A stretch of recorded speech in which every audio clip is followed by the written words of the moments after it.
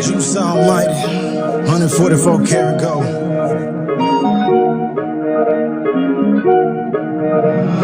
Honeydew melon for the breakfast. Dessert the most high, my pleasure. Israelites come and take shelter. About to kick one of these devils. Ran by myself, no test. Still ain't found my Esther.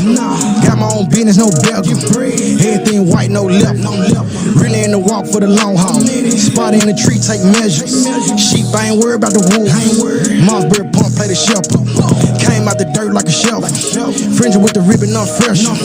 Fake smile, counterfeit justice. Keep your eyes on them like weather. Look, check it out.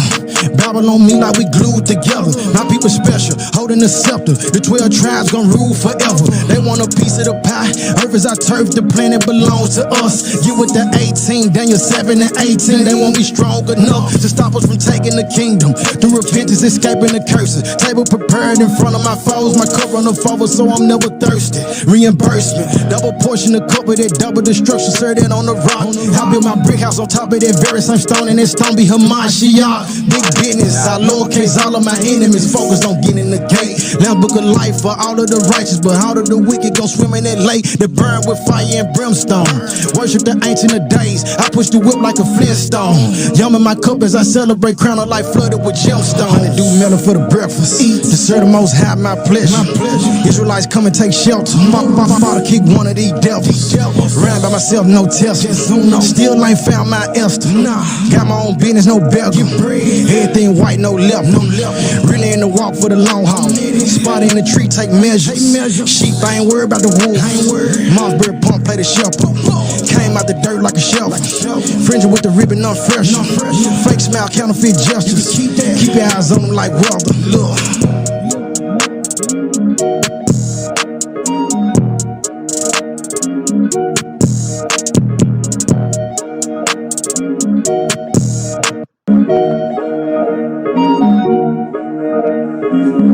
Juice Almighty, 144 karat gold.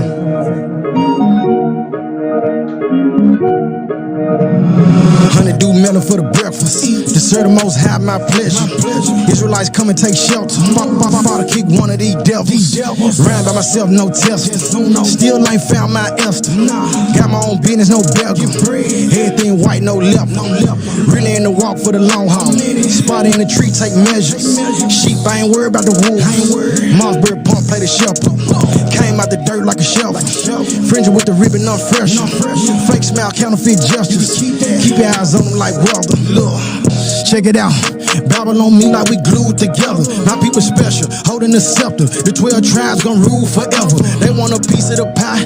Earth is our turf, the planet belongs to us. Get with the 18, Daniel 7 and 18. They won't be strong enough to stop us from taking the kingdom. Through repentance, escaping the curses. Table prepared in front of my foes. My cup run over, so I'm never thirsty. Reimbursement, double portion of cup of that double destruction. Sir, that on the rock. I built my brick house on top of that very same stone, and that stone be Hamashiach. Big business, I lowercase all of my enemies. Focused on getting the gate. Now book of life for all of the righteous, but all of the wicked gon' swim in that lake that burn with fire and brimstone. Worship the ancient of days. I push the whip like a Flintstone. Yum in my cup as I celebrate, crown of life flooded with gemstones. Honeydew melon for the breakfast. Dessert the most high, my pleasure. Israelites come and take shelter. About to kick one of these devils. Ran by myself, no test. Still ain't found my Esther. Got my own business, no beggar. Everything white, no left. Really in the walk for the long haul. Spot in the tree, take measures. Sheep, I ain't worried about the wolf. Mossberry pump, play the shepherd. Came out the dirt like a shelf. Fringing with the ribbon, not fresh. Fake smile, counterfeit justice. Keep your eyes on them like weather. Look.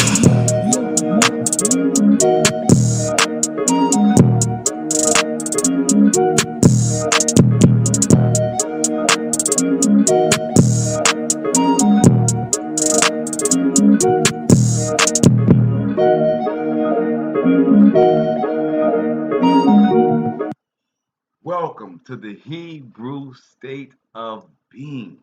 We are your humble servants and hosts for tonight.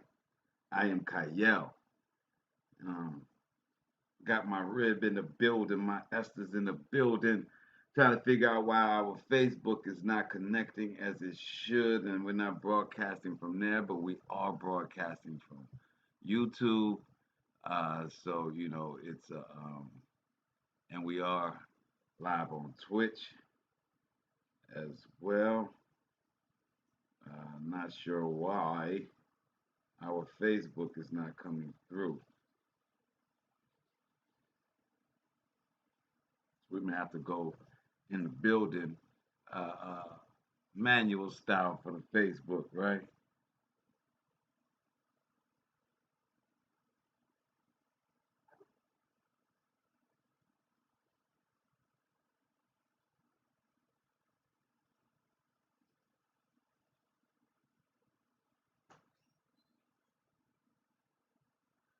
Got everything else rolling on Facebook, but doesn't seem to have my feed.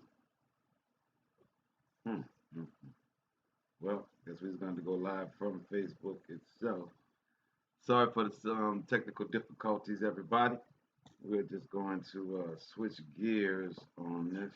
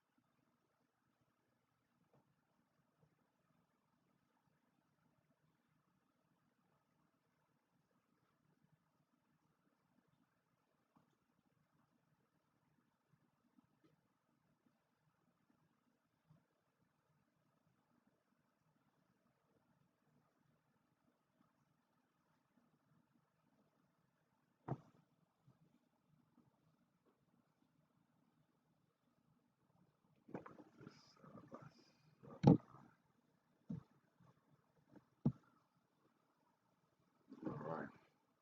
So that's how we're going to do it. All right. So now that we are finally in the building and got everything together, again, to everybody on Facebook, welcome to the Hebrew State of Being. We are your humble servants and hosts for the night. I am Kayel, and I am in the building with my rib. Esther's in the building. So we gotta, as you saw the title for the show tonight, it is Let the Truth Be Told. Let the truth be told. It is the conclusion of Enoch, chapter 105. I see my brother Adon has made it in the building. Yeah, for some reason our OBS does not want to broadcast our segment on Facebook as it is on YouTube and Twitch. We are streaming live on YouTube and Twitch, and you'll be able to see all of the verses on the screen. Or you can stay with us right here on Facebook on this, you know, direct feed, so to speak, right? So as we played the song from my brother Paisley, the Hebrew, Honeydew Melon, to kick off the show. And send all praise to the Most High, how he wakes up in the morning, right?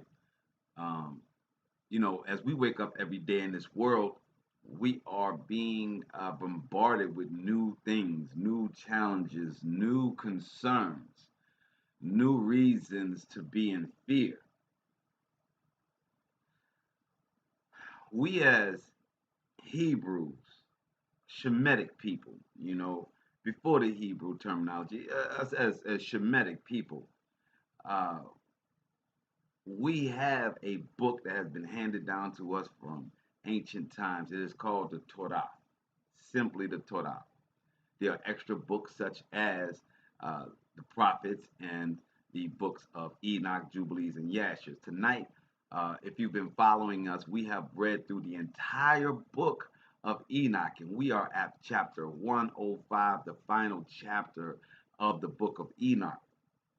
This is one of those books that are referenced in the canonized Bible, so to speak.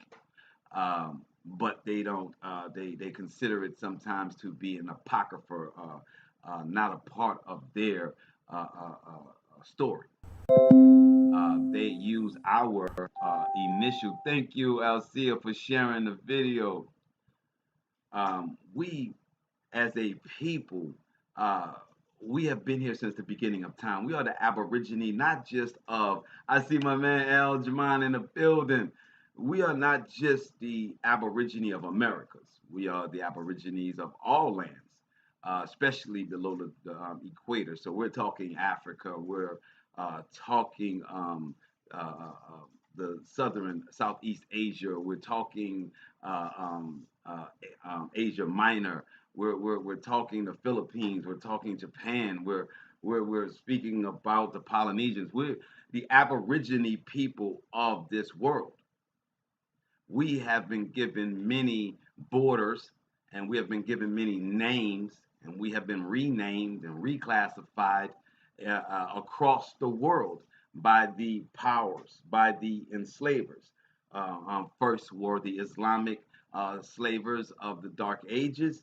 Then there was the Latin Reconquista slavery, and then there was the slavery of the transatlantic slave trade, right? So these people that have been enslaving the Aborigine across the world, they have created the names for these places and these people.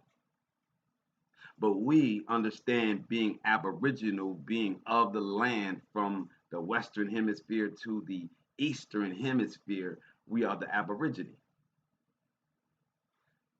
In Enoch chapter 105, you're not going to hear anything that is in reference a um, to a Jesus.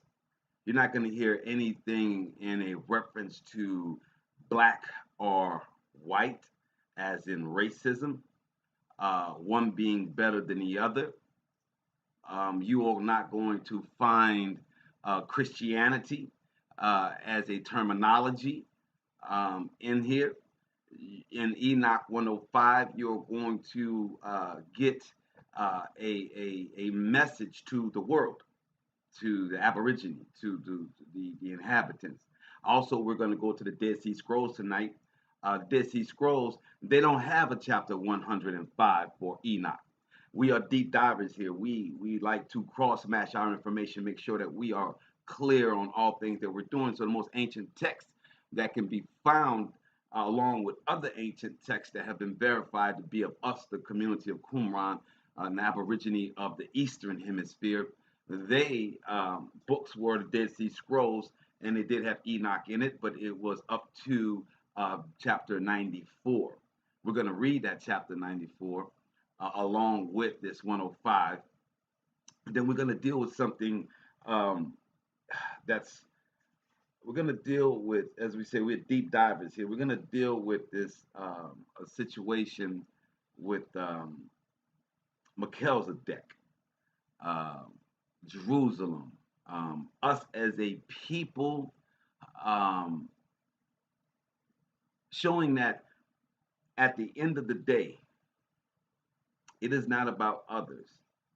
It is about you, your community, and the power that you garner together.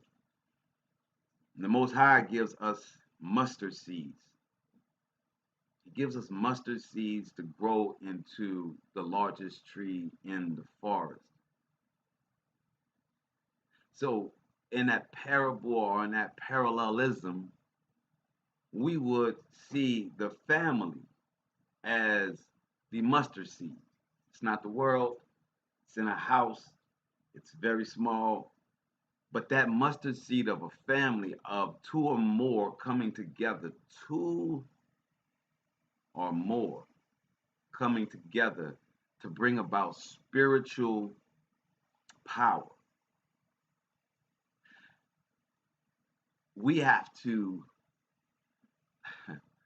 we have to understand there's no such thing as this hocus pocus in spirituality, that as Enoch is going to explain that there are people of the flesh and there are people of the spirit.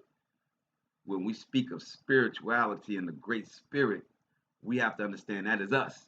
And say, we descendants of Mary Magdalene, King David, King James, O.D., King Arthur, the house of Tudor, yep, the house of stewards, yes, the stewards, the indigenous Indian tribes, all in one and more. Yes, my brother, absolutely, absolutely.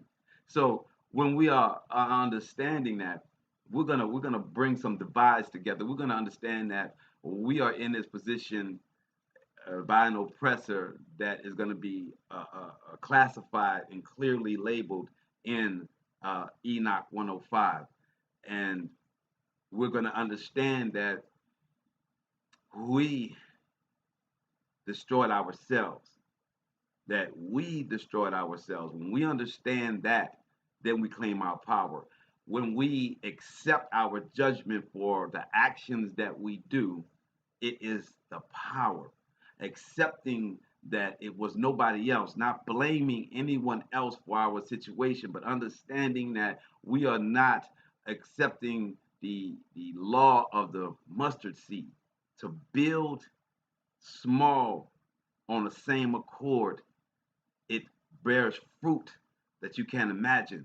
It's why we speak about not being of the world or in the world. It's understanding your home, it's understanding your prayer, your spiritual conjuring that you're doing in your constant prayer, in your constant everyone being on the line. It's going to be told to you here. And I'm saying that the mustard seed of the family grows into the neighborhood. The neighborhood grows into the community grows into the city grows into the metropolitan goes into the nation grows into the world.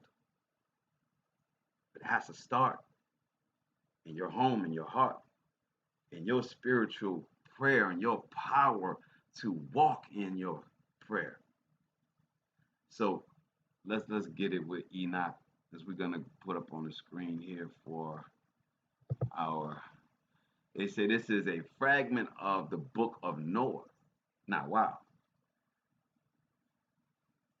As I said to you, in the Dead Sea Scrolls, they did not have chapter 105 of Enoch. Many scholars, my queen, many scholars go back and forth on who wrote this chapter.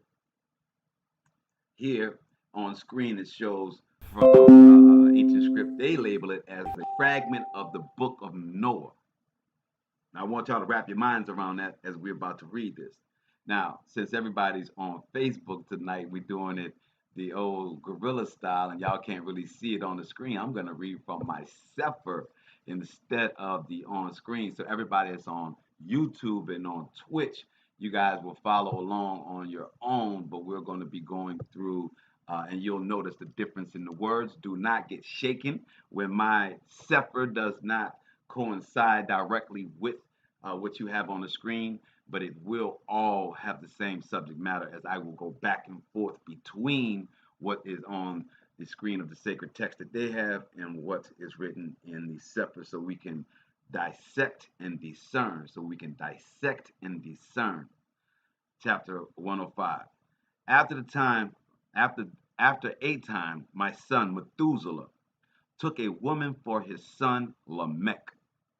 Everybody knows the story of Methuselah, oldest man ever to live, right? Everybody heard this story since a child. So how could this be a story that everybody knows, right?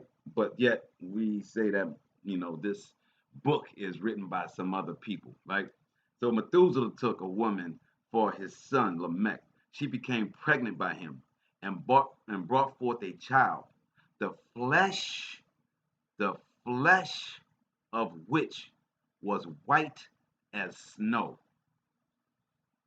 Remember, they're not going to do racism here. This is ancient text before the 1500s, when they created J for the name Jesus, and they created all these different things. I see in the building, Ashley.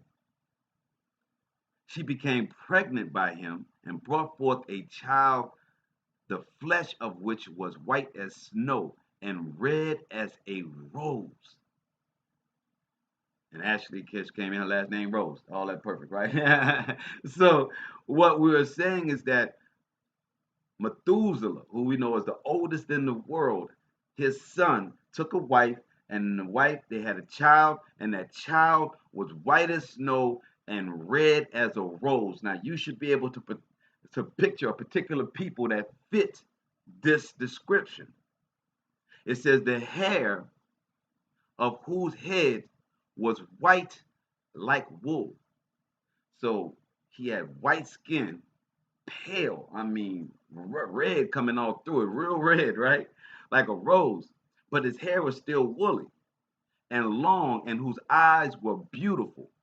When he opened them, he illuminated all the house like the sun. Yes, I'm going through this slow because I want y'all to really understand tonight that this description of Noah, I'll explain later why it's so important to understand how Noah looked. The whole house abound with light. When he opened his eyes, nothing but light. He's white as snow. His eyes opened and the whole room lit up. And when he was taken from the hand of the midwife, Lamech, his father, became afraid of him. And flying away came to his own father Methuselah. So when Lamech saw his child that was white as snow, red undertones like a rose, I mean pure white. When he saw this, he was scared. I see you in the building. Yes, I see my brother Dean in the building, Tony in the building, Spot Ward. It says, flying away came his own father Methuselah and said, I have begotten a son unlike others. He is not of men. So Lamech had a child that was white as snow and hair was white as woolly, and said, this child ain't like nothing that is us. He said, unlike others, unlike the rest of us. That's what he mean by others. He said, he is not of men, but resembling the offspring of the angels of heaven. Now, when you hear this in your Christian and Catholic churches, right? When they say, no, white like the angels, so those people that are white must be of angelic race. That's what one would deduce, right? Queen, 2 plus 2. He's white like the angels. That's it says right here in the scriptures. So that must be a good thing, right? That's what we're assuming. But if we don't just take pieces of the scripture and we read the whole thing, we have a much better understanding. Because after he says this, he says, resembling the offspring of the angels of heaven is of a different nature, being altogether unlike to us. So Noah says, so Lamech is telling his father Methuselah that this child that's white as snow with red undertones and white hair that's woolly is not like us. It looks like the angels, and that he is altogether unlike unto us. Yeah, Isaiah coming out in Numbers, in the second coming. So it says, his eyes are as the rays of the sun, his countenance glorious, and he looks not as if he belonged to me. So Lamech and Methuselah must not look like Noah.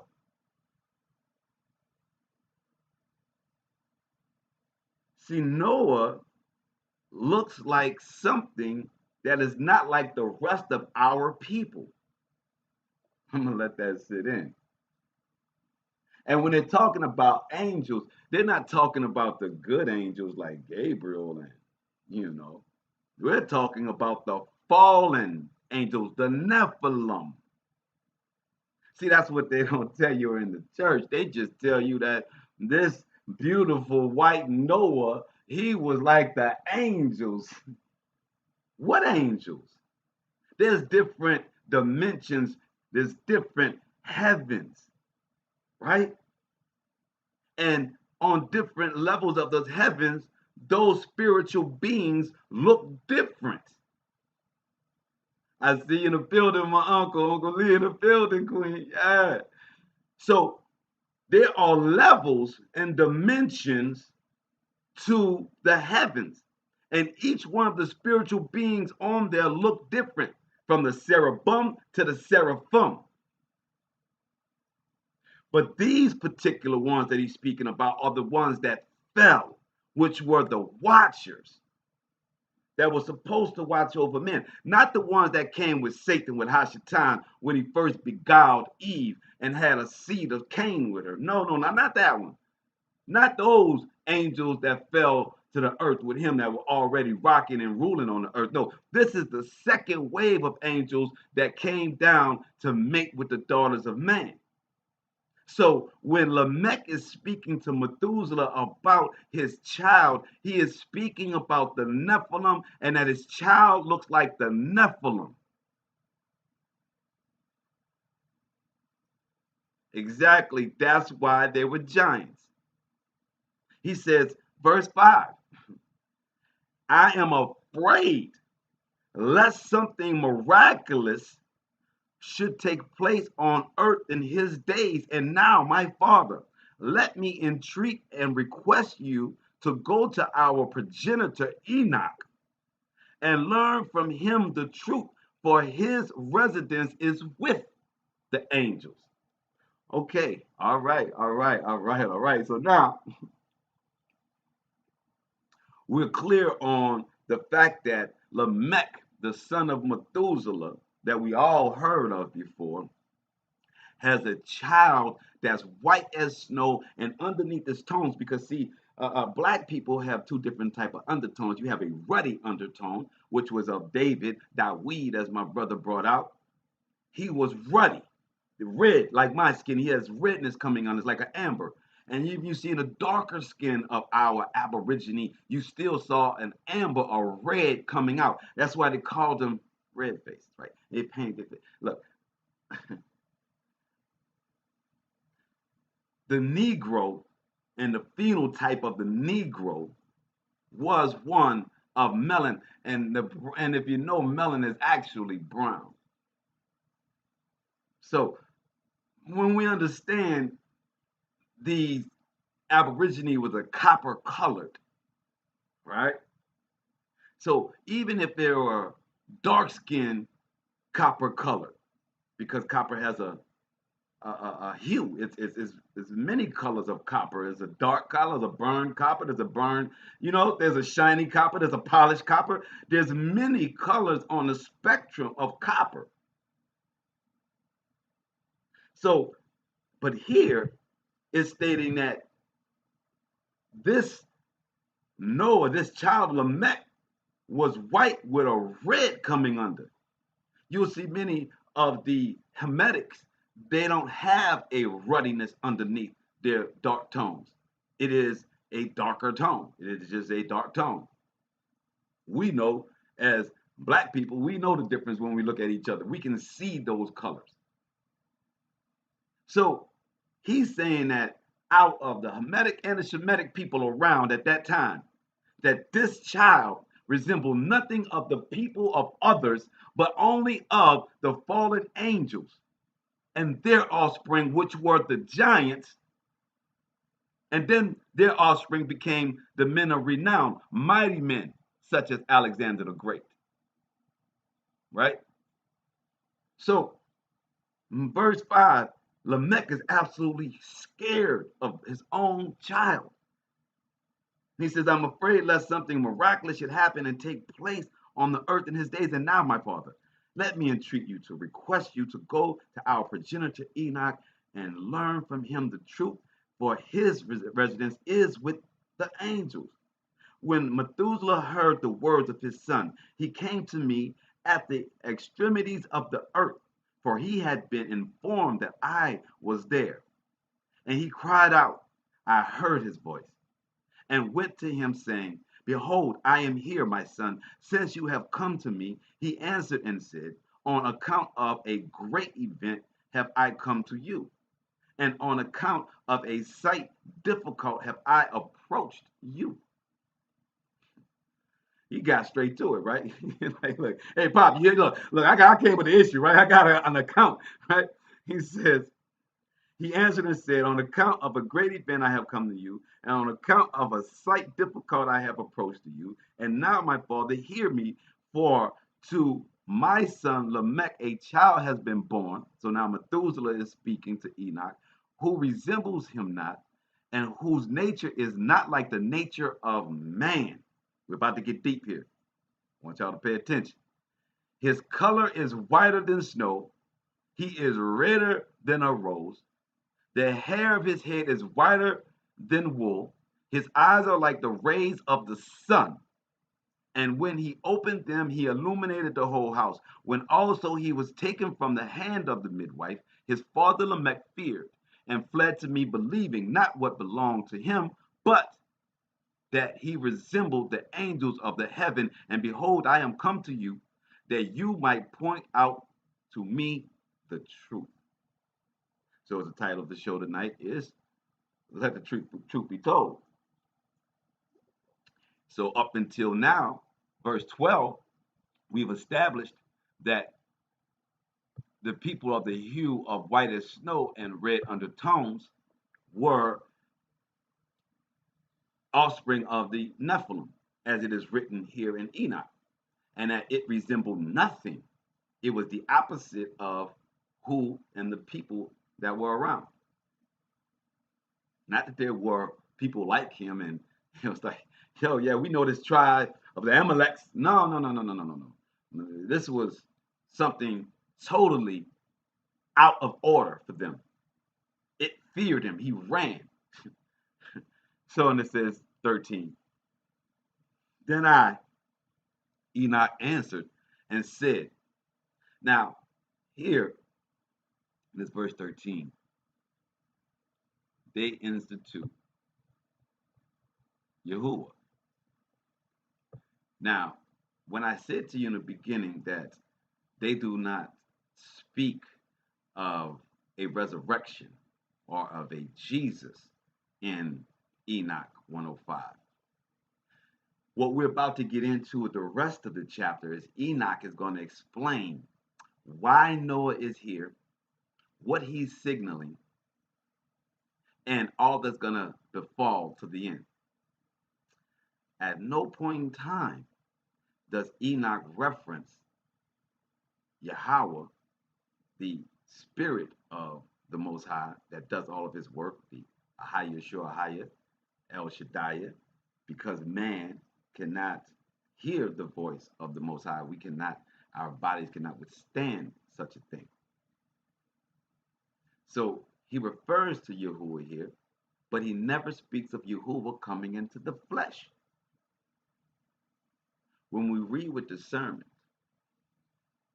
then we can truly understand where the gifts are. I see in the building, Alana, we can truly understand where the power and where the gifts are. Because there's always power, and there's always gifts in the truth. So now, as Enoch is telling him, he answered and said, Yahuwah will effect a new thing upon the earth. Now we say Yasha is salvation. This is what is in Isaiah. This have I explained and seen in a vision. I have shown you that in the generations of Jared, my father, those who were from the heavens disregarded the word of Yahuwah. That would be Ahaya, Ashur, Ahaya. It says, behold, they committed crimes, laid aside their class. So now we're talking about the fallen angels. This is the Atlantean time. This is the time when the historians want to tell you about Mu, right? And Atlantis. This is the times of those angels in the time of Jared. So the time of Jared is equivalent to the time of Atlantis. So understand that Enoch is explaining to Methuselah that in the time of Atlantis, in the time of his father Jared, right? Remember, Methuselah lived for over 900 years. Enoch lived for over 500 years, right? 3 to 500 years, somewhere in between that, before he was taken up. And it says, in generations of Yared, my father, those who were from heaven disregarded the word of Yahuwah, who was the host of hosts, the king of all kings, the ones that was over all the angels from all the dimensions of the heavens.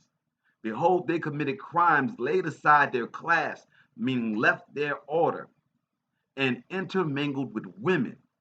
With them also they transgressed, married with them, and begat children who are not like spiritual beings, not like spiritual beings, but creatures of flesh. We cannot skip over that. We cannot walk over that line like we just know flesh and spirit. Enoch is clearly stating out here that from the time of Jared, that the distinction between us and them is that we are spiritual beings and they are creatures of flesh. So when the entire Torah is telling you to fight your flesh, because the world is consumed by Hashatan and its flesh, that's the mystery.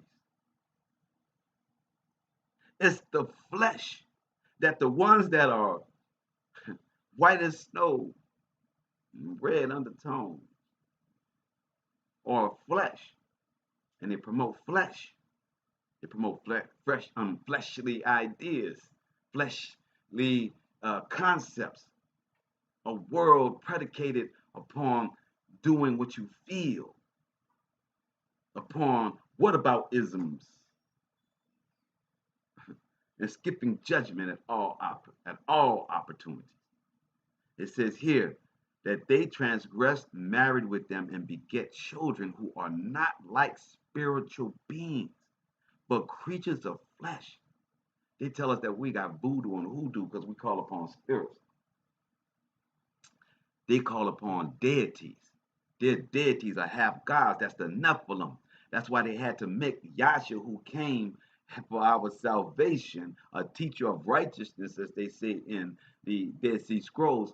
They had to make him a deity and make him come back 3 days later so that the Flavius Josephus dynasty could take over that franchise and call it Christianity.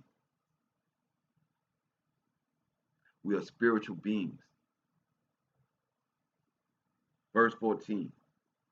A great destruction therefore shall come upon all the earth, a deluge. A great destruction shall take place in 1 year. This child which is born to you, your son, shall survive on the earth, and his 3 sons shall be saved with him. When all mankind who are on the earth shall die, he shall be safe, and his posterity shall beget on the earth giants. Uh-oh. Uh-oh. So let's go to the word posterity. We're going to go to the etymology, right, of posterity.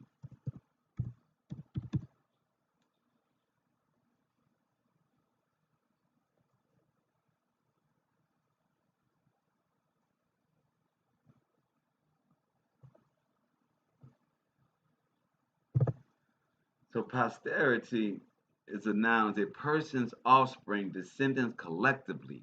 Posterite of Old English or from Latin postratium, of future time, after generations, offsprings, literally the conditions of coming after. So at this moment, you have in Enoch that Enoch is telling Methuselah that this child is going to have 3 children. His 3 sons are going to be with him after the earth, and his sons will beget giants, not spiritual, but carnal. Upon the earth shall a great punishment be inflicted, and it shall be washed from all corruption. Mm. Now therefore inform your son Lamech that he who is born is his child in truth, and he shall call his name Noah, for he shall be to you a savior. So they call Jesus a savior, right? Right. But Isaiah said we had salvation that would come. So we call him Yasha. That's the Hebrew word for salvation. But here they're saying that Noah is going to be salvation because he's going to prostrate. He's going to prostrate. He's going to beget earth giants, not spiritual, but carnal. I say let the truth be told. A lot of truths, like when we read the whole chapters, we get a better understanding, right? It says, he and his children shall be saved from the corruption which shall take place in the world, from all the sin and from all the iniquity which shall be consummated on the earth in his days. Afterwards shall greater impiety take place than that which had been before consumed on the earth. For I am acquainted with the holy mysteries which Yahuwah himself has discovered and explained to me. So Enoch is telling Methuselah that he knows the mysteries as Yasha or as Ahaya, Shoahaya, or El Shaddai has told him. And he says, in which I have read in the tablets of heaven. In them I saw it written that generation after generation shall transgress until a righteous race shall arise, until transgression and crime perish from off the earth, until the goodness come upon it. Whoa. I seen the building rise. So we got a lot going on in this Enoch chapter 105, because we understand that there were giants and Nephilim in the days of Atlantis and Mu. But then the Most High says they're going to deluge. Enoch says they're going to be a deluge that's going to wipe them out. But then Noah's going to have children, and they're going to have giants on this earth.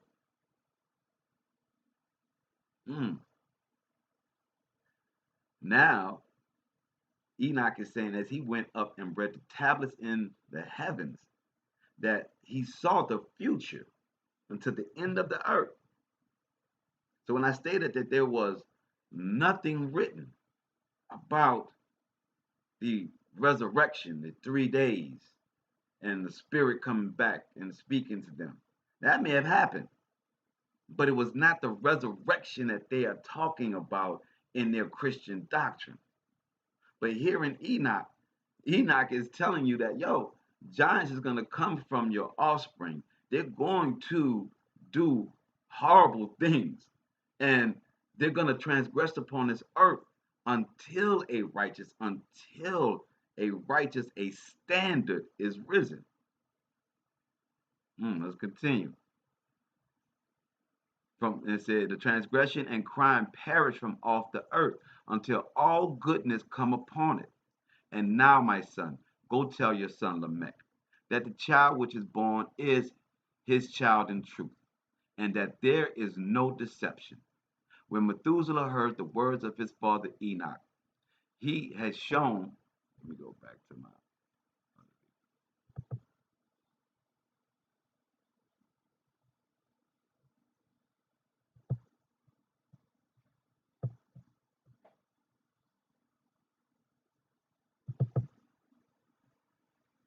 Update our YouTubers. So glad y'all in the building on the rebroadcast. So this is all chapter 105 as on the screen here for you guys. They have it broken in different parts. So, and it says, and I saw written on them that generations upon generations shall transgress till a generation of righteous arises, and transgressions is destroyed, and sin passes away from the earth, and all manner, and good comes upon it. And now, my son, go tell and make known to thy son Lamech all that this son which has been born is in truth his son, and that is no lie. And when Methuselah had heard the words of his father Enoch, for he had shown to him everything in secret, he returned and showed them to him and called the name of the son Noah, for he will comfort the earth after the destruction. So Noah is going to comfort the earth after destruction. Here it says in our Sefer, when Methuselah heard the words of his father, who has shown him every secret thing, he returned to understanding and called the name of the child Noah, because he was to console the earth on account of all its destruction. Another Sefer, another book, which Enoch wrote for his son Methuselah, and for who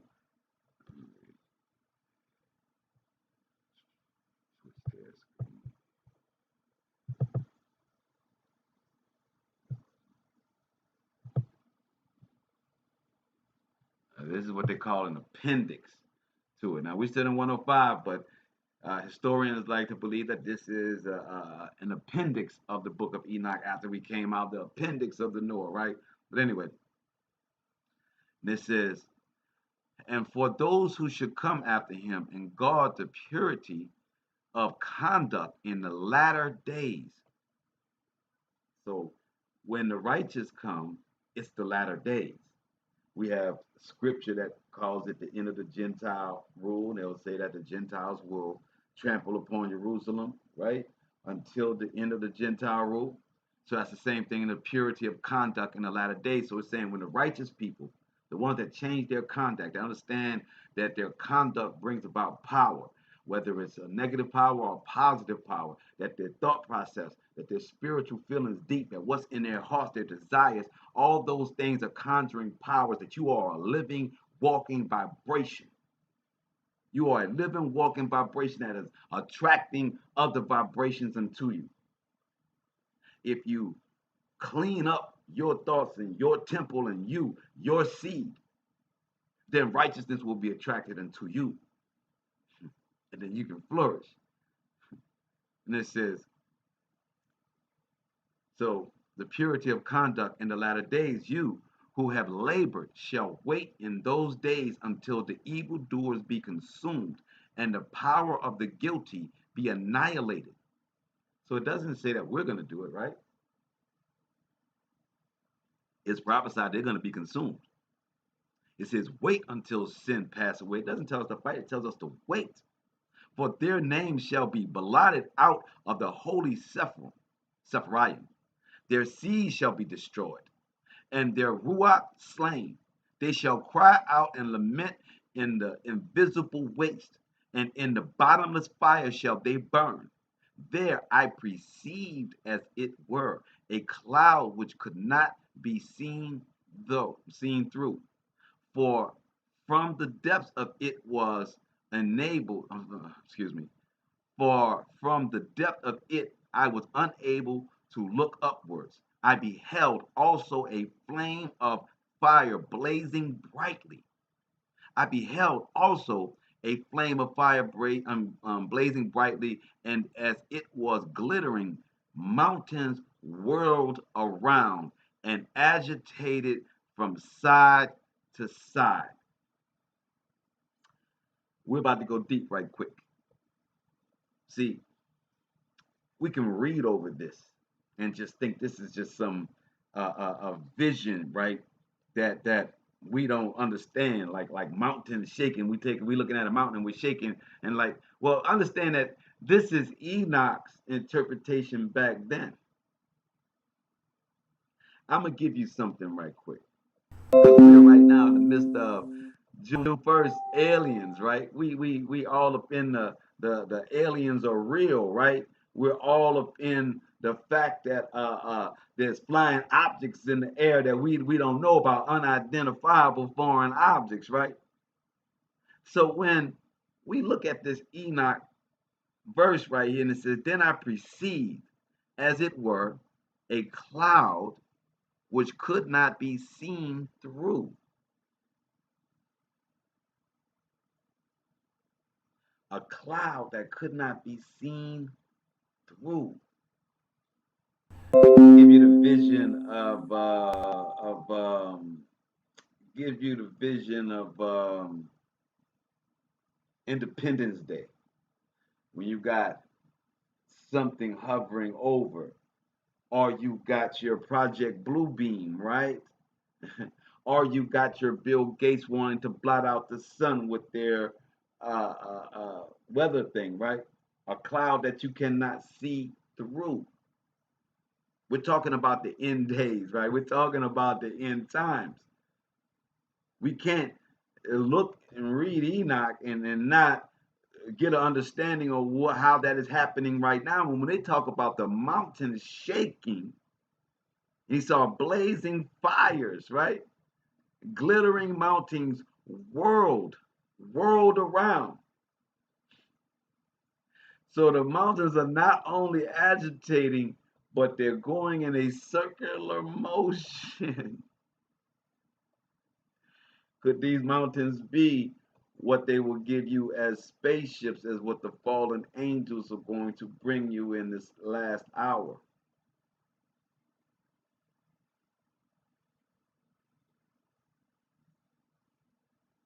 Can we not see that? I'll read it again.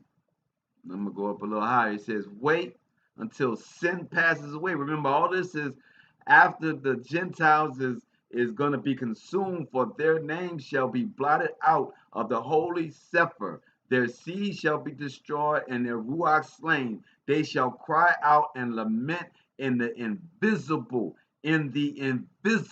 waste, and in the bottomless fire shall they burn. I told you guys many times before, you think that the rich is happy. You think that the rich is balling. You don't know the pain. You don't know what they're going through. Just because you poor and you think that poor and poverty is the worst thing that can happen to a human being, then you think that if they're not stricken in poverty, then it can't possibly be being dealt with. They're not getting their punishment. They're not being, they're being dealt with. Oh, they're being dealt with. It's invisible fire, right? It's invisible waste. And in a bottomless fire shall they burn. It says, there I perceived, as it were, a cloud which could not be seen through. For from the depth of it, I was unable to look upwards. From the depths of this cloud that was hovering, he could not see upwards. I beheld also a flame of fire blazing. So fire's coming out of this thing, right? And as it were, glittering mountains, giant vessels, right? Giant vessels, glittering mountains whirling around and agitated from side to side.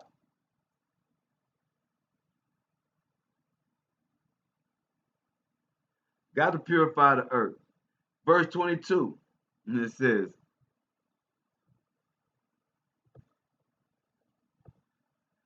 then I inquired of one of the holy angels who was with me, and said, what is, what is splendid? For it is not heaven. Oh, whoa. He said he's seeing all this, but this ain't heaven, man. He said he talking to the angel that's like, oh, this ain't heaven, man. He said, for it is not heaven, but a flame of fire alone which blazes, and the clamor of the exclamations of woe and of great suffering.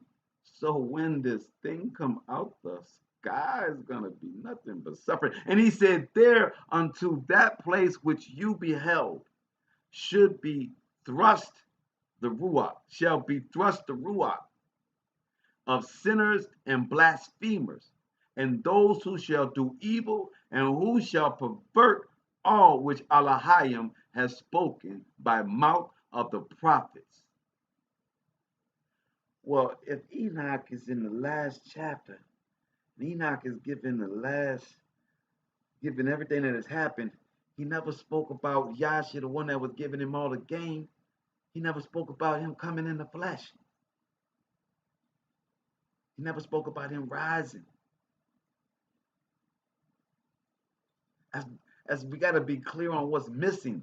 Sometimes when we get caught up in what's there, we don't realize what's not there may sometimes be way more important. Yes, we read this and everyone say, "Oh, it's always talking about the bird, the sinners dying, the people this and that." But if you're really dissecting these words and understanding the context in which these words were written and for whom it was written in the latter days, meaning that all these things would have transpired, that when he gives a synopsis, a summary, that might be kind of important to say that he came and man didn't listen. But it says here, this is Al Alahayim, not Yahuwah, but the Most High has spoken by the mouth of the prophets. So if he did come, he was still a prophet. All of which they have ought to do, for respecting these things, they shall be writing and impressions above in heaven, that the angels may read them and know what shall happen both to sinners and to the ruach of the humble, to those who have suffered in their bodies but have not been rewarded by Allahim, who have been injuriously treated by the wicked men, who have loved Allahim, who have been attached neither to gold nor silver, nor to any good thing in the world, but have given their bodies to torment, to those who from the period of their birth have not been covetous of earthly riches. Now, there's two things I want to bring up here. Think about this concept. This is just me throwing this out here. Yeah, everybody waiting to get on the spaceship. What if that's Hashatan picking up all the sinners that don't believe in the Most High? Because the people that believe in the Most High is not believing in these flying saucers. Wouldn't that be a coinkydink? Wouldn't that be funny? Wouldn't it be funny? And all the people come down and like, everybody come on in. We love y'all. Yeah, man, we're going to take y'all to a better place. Oh, we're going to be like, I'm good. We, Aborigine. We of this land. We good right here. I don't need to be in space. I don't need to be in Mars. The sun is going. I'm good. I got my greeneries growing. I'm good. I got my rib. I'm about to build me a little shack. You heard me? I'm about to put me a little pond. You dig? You know what I'm saying? Yeah, yeah, yeah. Y'all go. That would be real Tesla-like, huh? Right? And they all get up on the ship, and next thing you know, it's times right there. All right, everybody bend over. Let's get it started, baby. The torture, say, let the beatings begin. I mean, think about that, yo. Think about the end times being that all these fools get on the ship willingly, all the sinners hop on the ship. Remember the Pied Piper? You know what I'm saying? All the rats, they just be in the Pied Piper and they all just hop on they get on the ship and they all headed to Mars. We good, man. Leave me right here. I'm Gucci, right? Leave us right here. I'm Gucci. But just think about that thought. You hop on that ship, and that's the ship for the sinners. And it's just gonna vibrate, rotate. Project Blue Beam gonna give you some sights. Everybody gonna say, Jesus said, this land, come to the kingdom. Everybody got to go up. Remember, they gave you the rapture, right? That's also another falsehood that Paul came up with, the rapture, right? We gonna come halfway, and then everybody's gonna be 7 years, right? That Enoch gonna say nothing about that. Remember, it's what's not written that may be more important than what's written. He not gonna speak nothing about no rapture, no going halfway up in the sky, getting your new body, then going up to the kingdom, and then the Most High gonna let iniquity reign for 7 years. He gonna let it Hashatan rock and roll for another 7 years. Or do we go with Jeremiah chapter 30, and it says Jacob's trouble? that we will be going through this, that we were going to be put back in captivity, which we were in, and that he would take down all the nations to take the yoke off of our neck, that we will no longer be workers for them. And then Yahshua will come, because that will be the trampling. That will be the rising of the righteous. That will be the ones that will be teaching their children the Torah, the Enoch, Jubilees, and Yashar, that will understand the deception of Hashatan with the New Testament. Don't get me wrong, there's some good things in the New Testament. But you got to understand who wrote it, and you use it when it is a precept for the old. Only when they're talking about the old. Watch them on that new stuff. Watch them. They tell you the law is done away with. Watch them. They don't know the law to do away with it. They're the Gentiles. They're grafted in, so to speak, right? That's another mystery. How they got grafted in? No, they're not grafted in. They have salvation if they are righteous. Just like any human being that's not of the Nephilim, that's not of the flesh. Anyone that's of the spiritual being has salvation. If you are righteous in your spiritual works, go for that. No matter you aborigine, no matter if you call whatever you call on, man. Righteousness is the calling card into salvation. Your righteous acts. Enoch don't say nothing about none of the prophets talk about that rapture. No. The one that's going to go up in the rapture is the Gentiles, the heathens, that have twisted and contorted the words, created their aliens, created their planets, Jesuits, the people, man. Oh yeah, they got something for them. So anyway, as we continue on, and it says, so that we would have atonement, but the people that does not worship gold and silver, the ones that have tormented their bodies to not be a slave to their flesh, the ones that are refusing to be a slave to their flesh, that's what they mean by the ones that have tormented themselves, that we have not let the glittering gold and the fornication and the whoredom of the daughter of Babylon take us. So it says, verse 24, those who from the period of their birth have not been covetous of earthly riches, but have regarded themselves as a breath passing away. Such has been their conduct, and much has Ahaya tried them, and their ruach have been found pure, that they might bless his name. All their blessings have I related in a sefer, and he has rewarded them, for they have been found to love heaven with an everlasting aspiration. So that means that they got rewards on the earth. We ain't got to die.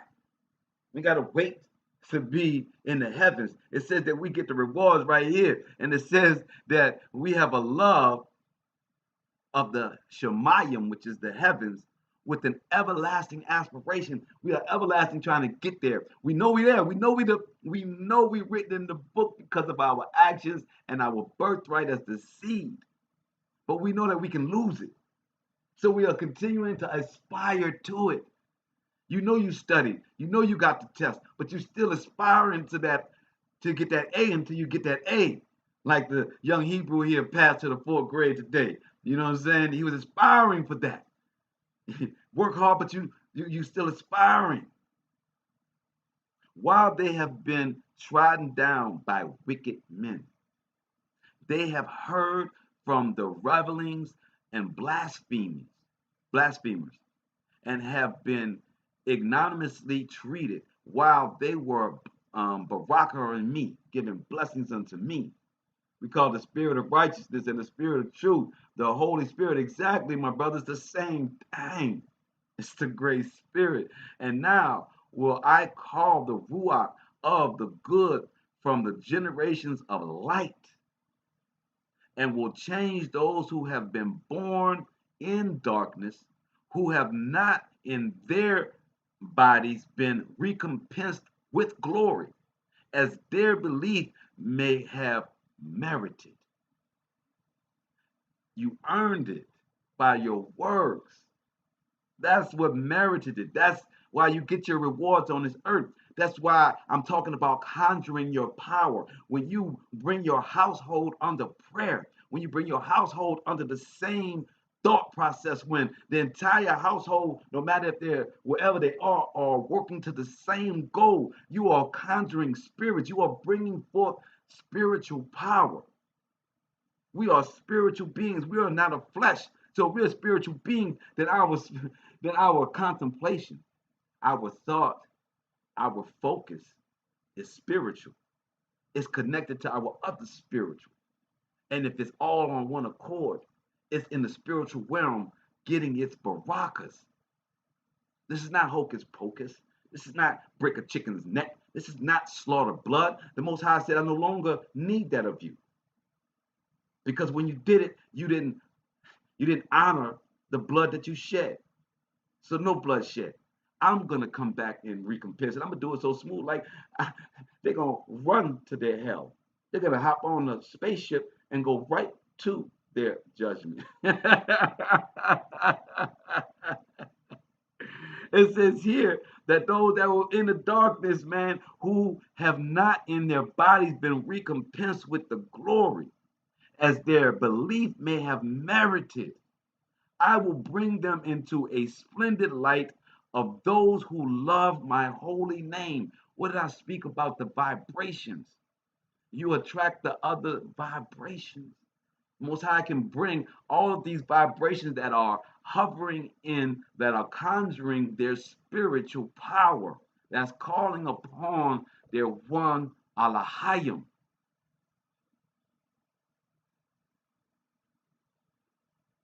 Even as Yasha came to this earth, he says, I am not speaking my words, I'm speaking my Father's words. But everybody want to skip that and want to praise a flesh. We are a spiritual people. We don't praise flesh. If you want spiritual power, you got to deal in spirituality. You can't deal in flesh. I will bring them into a splendid light of those who love my holy name. So your vibration is going to connect with others that are vibrating off of that. The Most High is going to first got to get away the clutter. So you're going to have the people that's not vibrating proper with you, as you being a nucleus, them being your protons and electrons. They are not operating properly in your atom.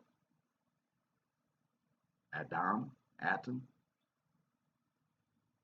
They are not rotating properly. So the Most High is giving you the opportunity. He's testing you. He's purifying you through those people around you that are not vibrating properly, are not vibrating in righteousness.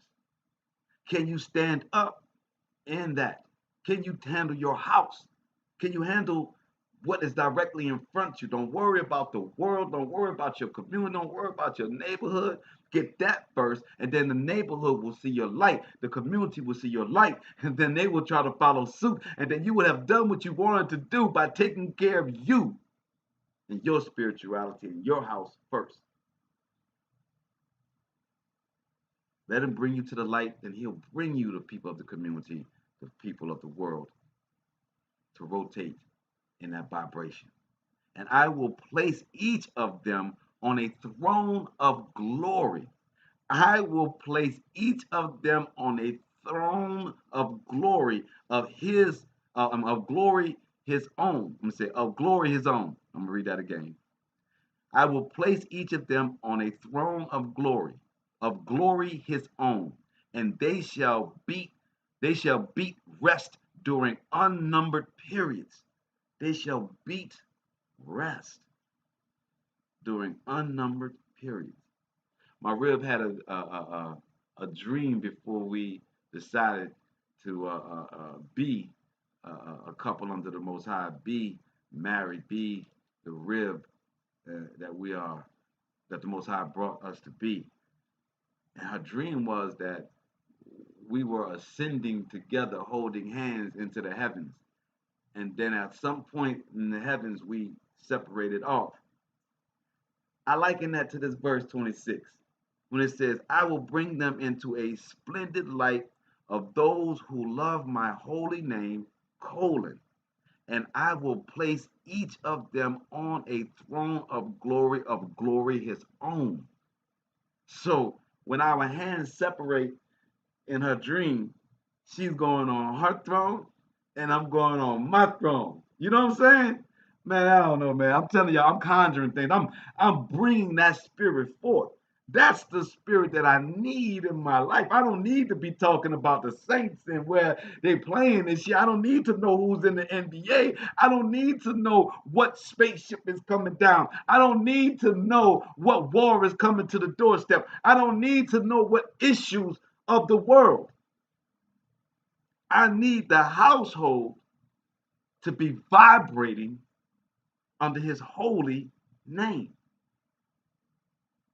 I need the household to be vibrating under righteousness in the midst of the heat, in the midst of the purification, because that's the bond. That's the bond. You get it? How you bond anything if you don't bond it with fire? How? How, Sway? You're gonna come up with this newfound glue. And it says, each has its own glory and throne, and they shall beat rest during unnumbered periods. Righteous is the judgment of Elohim, for to the believing shall he give belief in the habitations of uprightness. Whoa. So he says, righteous is the judgment of Elohim. For to the believing shall he give belief in the habitations of uprightness, your home of uprightness. They shall see those who have been born in darkness, unto darkness shall be cast, while the righteous shall be at rest. While the righteous shall be at rest. We're not talking about some other time. We're not talking about after the judgment, because once the judgment comes and he actually does crack the sky and all this is done away with, we all at rest. This is while we on the earth. See, the Christianity and these religions tell you that you can't be at rest until you dead. You can't get it back. The Aborigines say before they die that the prophecies say that we get back the lands. We get back our lands, right? So the earth ain't gonna die. The earth ain't about to be destroyed. Earth ain't going nowhere.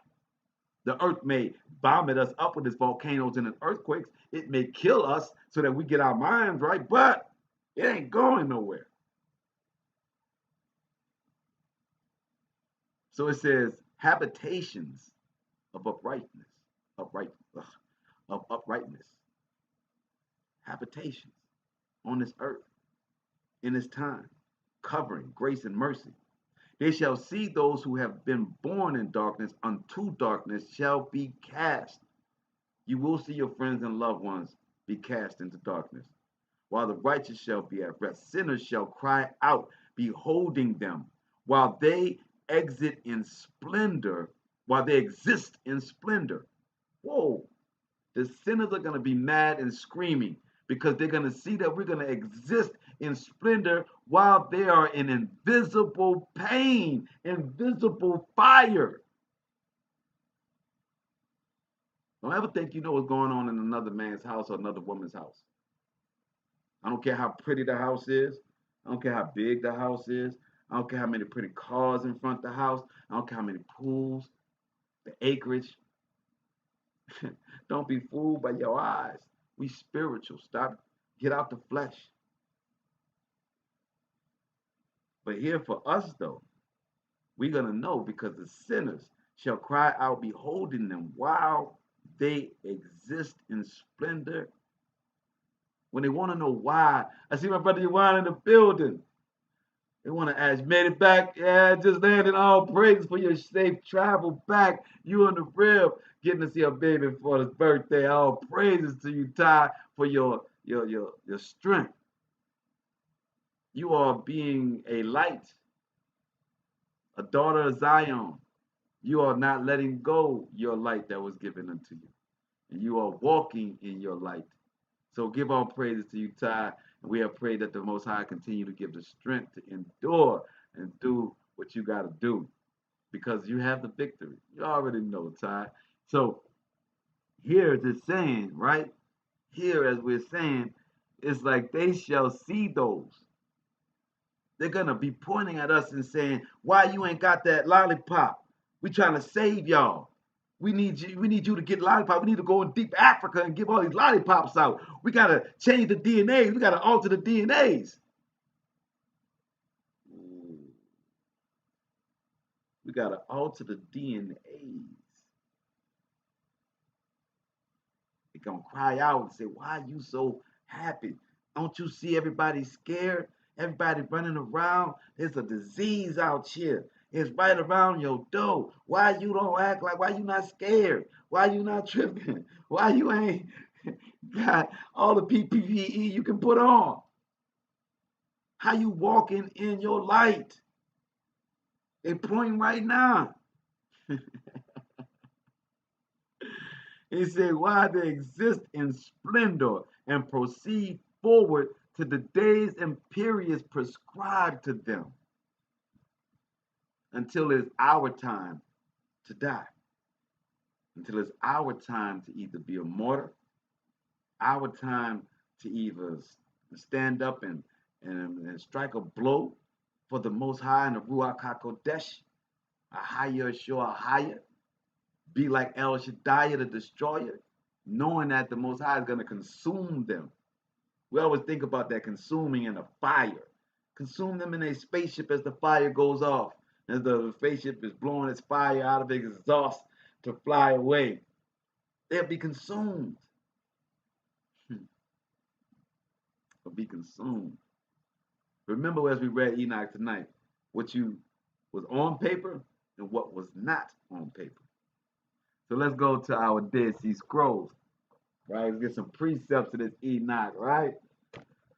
So we are in the fourth cave. This Enoch was found in the fourth cave in Qumran. It is cave 212, and they have it as column. Well, we're going to start a little early. We're going to read from 93 to 94, because remember, in the Dead Sea Scrolls, this Enoch is a fragment. So they didn't have the whole book. But like I said, many historians, because they only found a chapter 94 in the fragments, and they didn't find any fragments that had any further chapters, they some don't believe that there was 105 chapters in Enoch, as we just read it and completed the book of Enoch. By the way, congratulations to everybody on Hebrew State of Being that's been with us all the way from the chapter 1 all the way to chapter 105. You know what I'm saying? So salute to you. You have a knowledge that most people don't have. You have an understanding that most people don't have. And you have an opportunity to go back to the book and refresh your memory and read it and get the true deciphering for you, the discernment that you need. Not from what I read to you and my discernment, but from yourself. So we're going to read, like I said, the column 4 all the way to column 5. Column 4 has fragments from 90, Enoch 93, 9 verses 9 to 10, and Enoch 91 verses 1 through 7, 11 through 17. And that's what we're going to read right now. And it says, but all their deeds will be at fault. At a close, the chosen ones will be selected as witnesses of justice from the plant. Now remember, Paul gave the whole mystery of the plant, of the branch. Well, we are the root. We are the tree, the stalk. And it says, the justice from the plant, everlasting justice, they shall be given wisdom and knowledge sevenfold. So when we look at this Enoch, and we'll go over here to our Enoch 93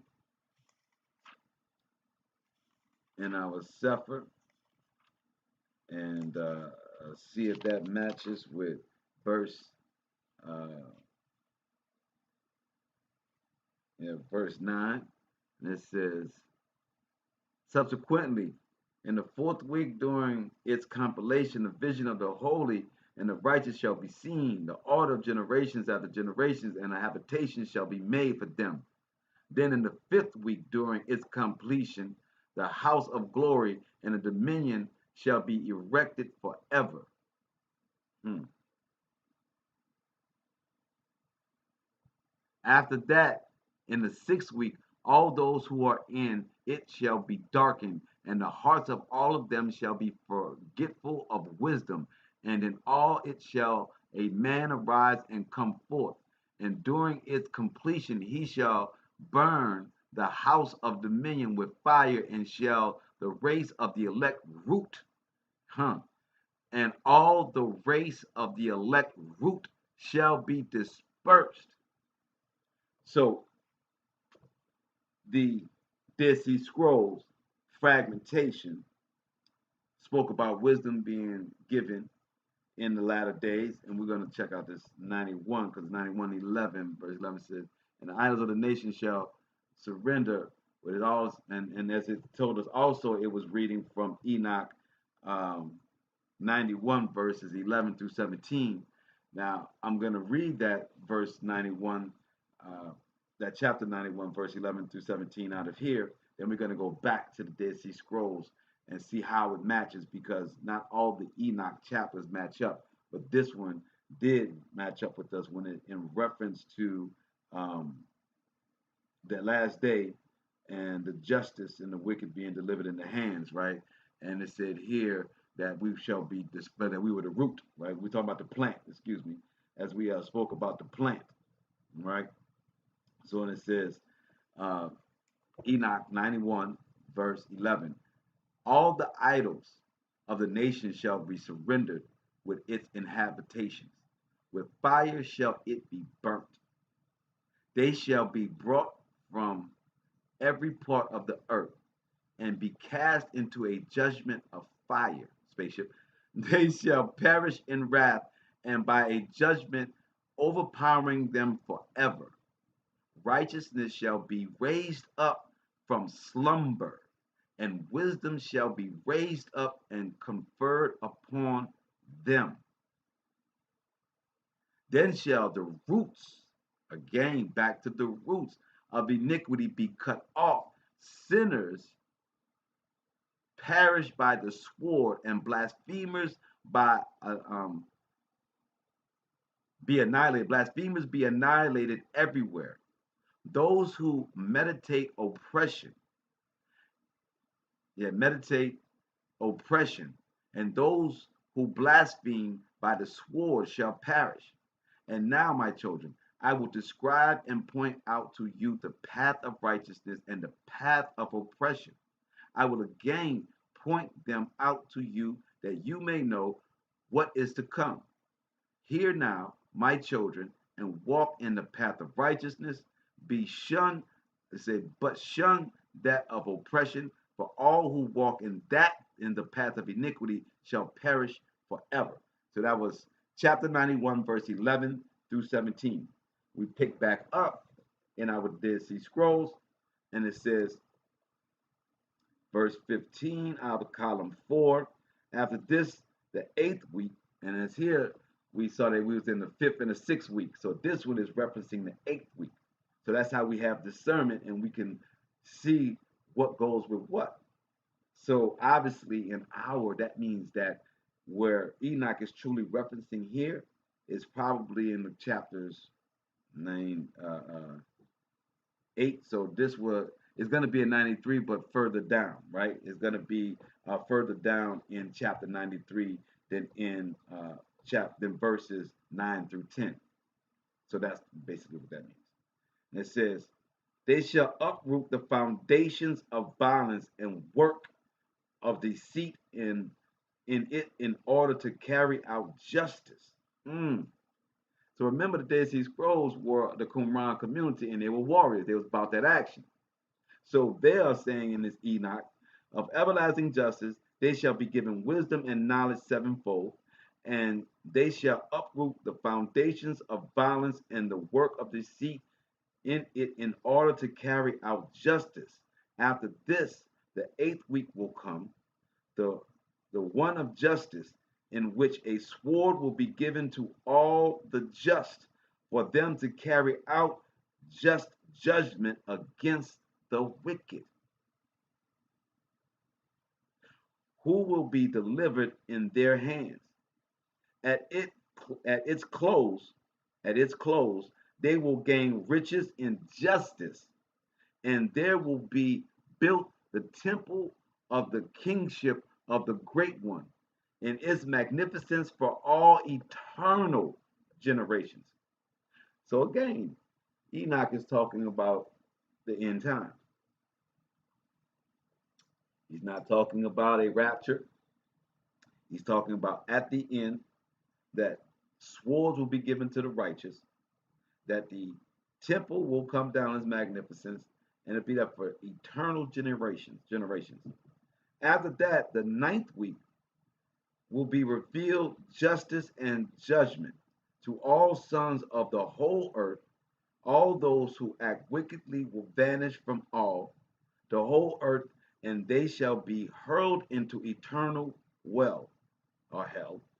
All men will see the just eternal path. All men will see the just eternal path. And after that, the 10th week, in its seventh part, there will be 7 days, seven part. There will be eternal judgment and the moment of the great judgment, and he will carry out revenge in the midst of the holy ones. So after we slay their flesh, there's a judgment of spirit because we are spiritual beings. So now we're talking about the spiritual judgment that's going to be done, and us as the holy ones that's been from the beginning of time, the prophets, the saints, all that have endured, that are standing now in the new kingdom, are going to watch the spirit, because at this point we're all spiritual beings, baby.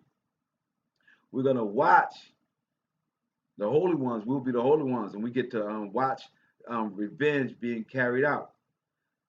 In it, the first heaven will pass away, and there will appear a new heaven, and all the forces of heaven will rise throughout all eternity, shining 7 times more.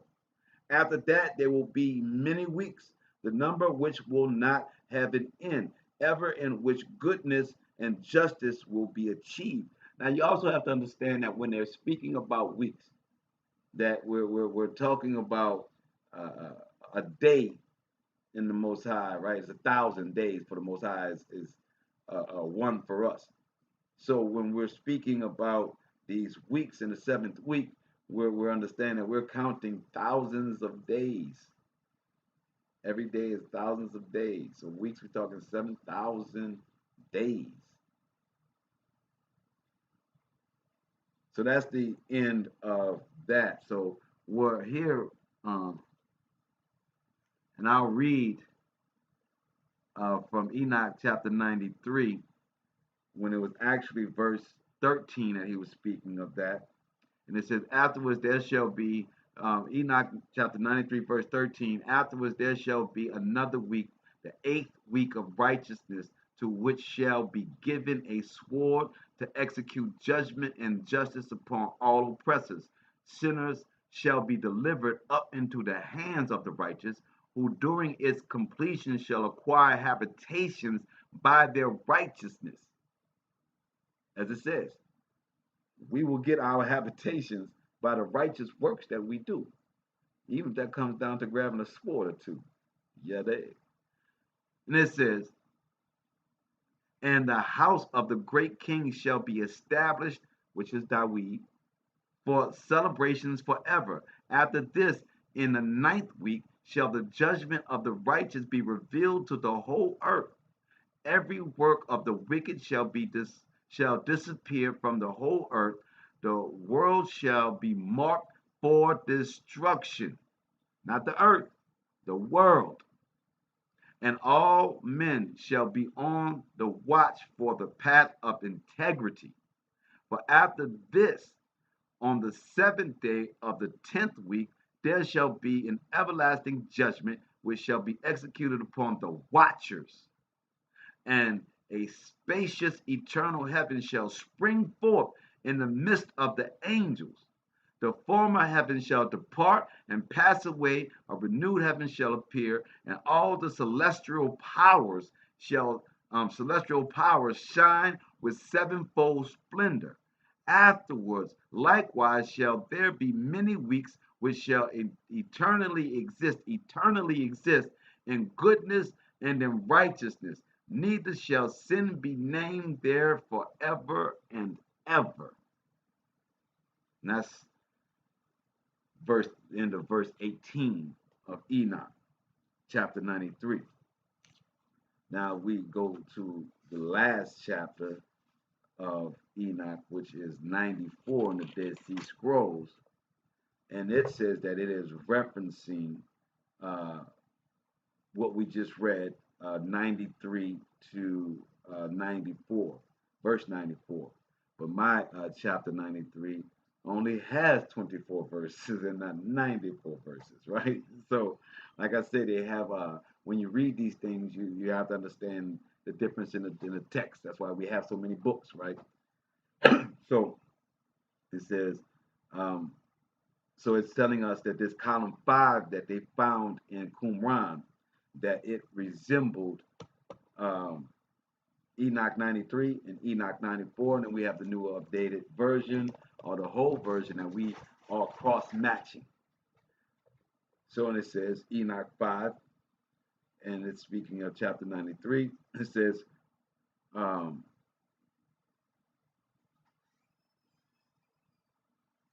who among all men can understand the commandment of, then it goes ... because it's a fragment, can hear the words of the Holy One without being upset, or can visualize his thoughts. When I said earlier, how does Yahuwah come in when our book does not speak of him rising from the dead, right? That Enoch doesn't speak of him walking on the earth. Well, that's what Yahuwah was. He was the mouthpiece. He was the right arm for the Most High, for Allahayim.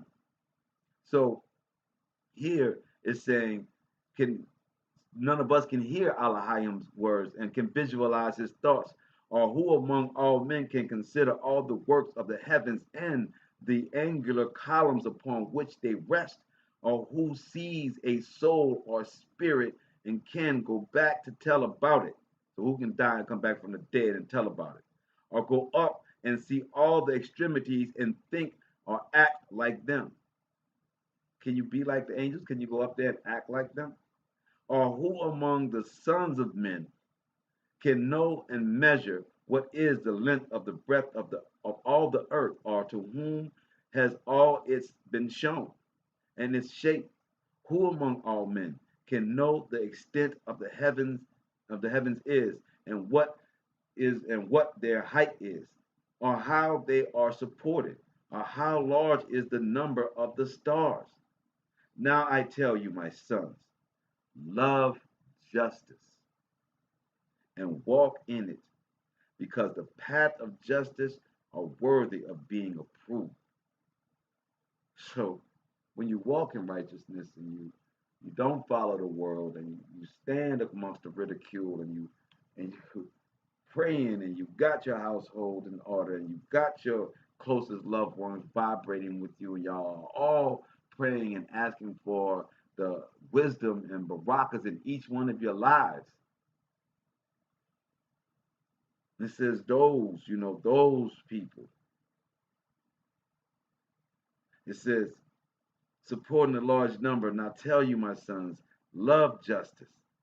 Those are the people that walk in justice, and those paths are worthy of being approved. But the paths of wickedness will be destroyed and will vanish to the sons of men. Now that's the end of their Enoch, and they go into their the book of giants, right? which we will tackle. We're going to get into that.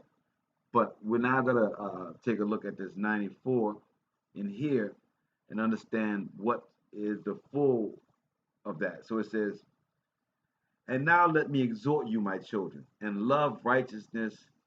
So we're chapter 94. This is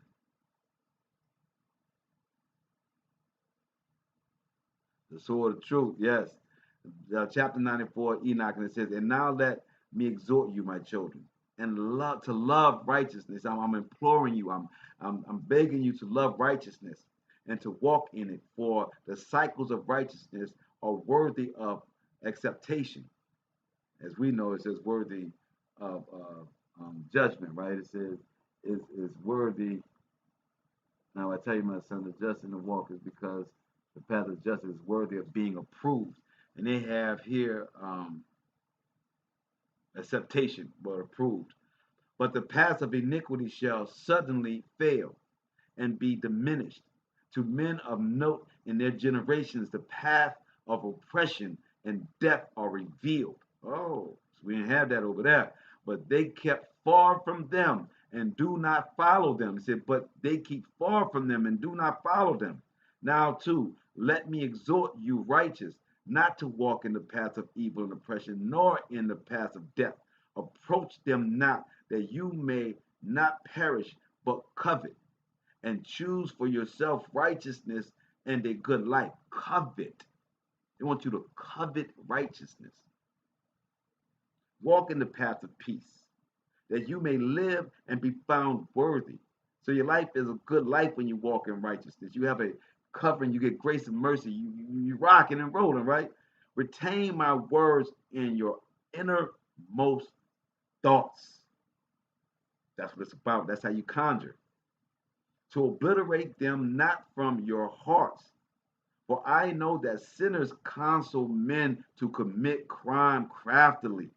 They are not found in every place, nor does every counsel possess a little of them.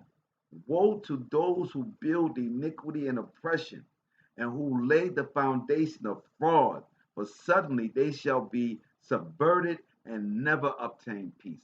Never obtain peace. Woe to those who build up their houses with crime, for from their very foundation shall their house be demolished.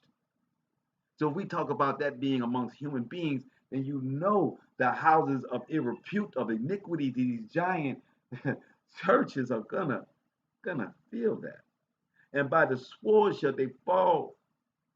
Those too who acquire gold and silver shall justly and suddenly perish. Woe to you who are rich, for in riches have you trusted. We already read that you get barakas and blessings from the Most High, and you covered in this thing. So he can't be saying that if you got money, you're going down. No. What he's saying is that y'all gotta let me plug y'all up right quick because the battery's going dead. I'm so happy y'all are sticking in with us tonight. But what it's saying is that if you love your money, if you believe your money is gonna save you, if you praying to your money, you know what I'm saying? Then that is what you're going to fall to. The sword, yeah, never understood the sword Michael carrying in photos was like a king's sword. Exactly. You know what I'm saying? Exactly. So it says, because the sinners got to go. You know what I'm talking about? So and it says, verse 7, woe to those who build up their houses with crime, for from their very foundation shall their houses be demolished, by the sword shall they fall. Those too who acquire gold and silver shall justly and suddenly perish. Woe to you who are rich, for in your riches you have trusted, but from your riches you shall be removed, because you have not remembered Elohim in the days of your prosperity. It's not that you had money that got you caught up. It's the fact that you thought your money was everything. You know, when you got into your Nino Brown, when you canceling abroad, you don't pour in the champagne, right? When you forgot where you came from, so to speak. You have committed blasphemy and iniquity to treat our daughters of Zion that way, or for our daughters of Zion to treat men that way. Because trust me, we got some rough daughters of Zion. We got some rough daughters out here.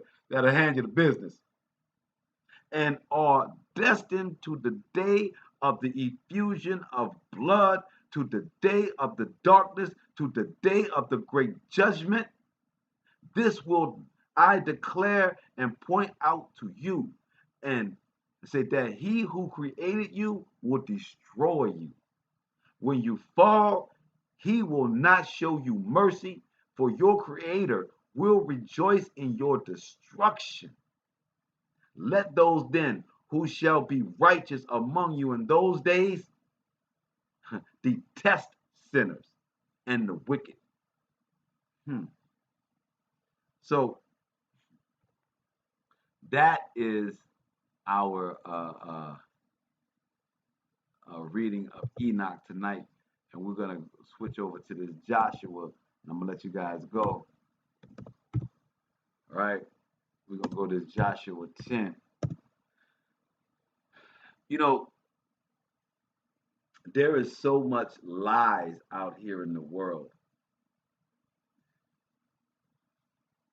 History lies about other lies in history.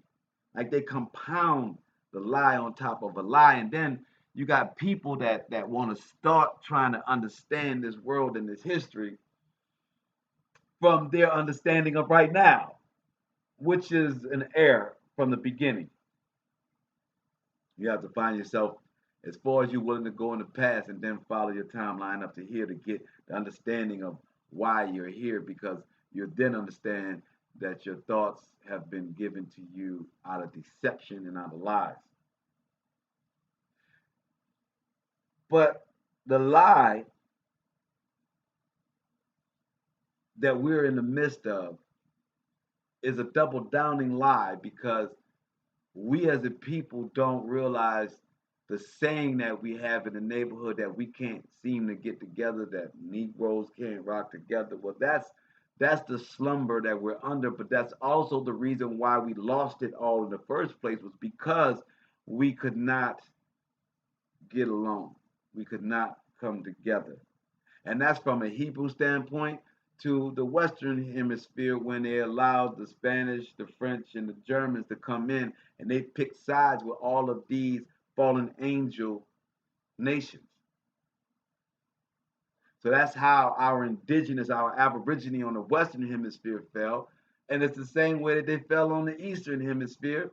We can't make the connection between the two, because when the Eastern Hemisphere of the oppressor got to the West, they burned all of their books, just like they burned all the books in Alexandria, in Memphis, in Timbuktu. So they did in the Americas. So the connections that we should have of the two, we don't have, and that's been done on purpose. So when I'm talking about the lie upon the lies, we as the ones that dig deep, we want to fantasize that we were all together at one time, and that we didn't fight amongst each other, and that we had this glorious period of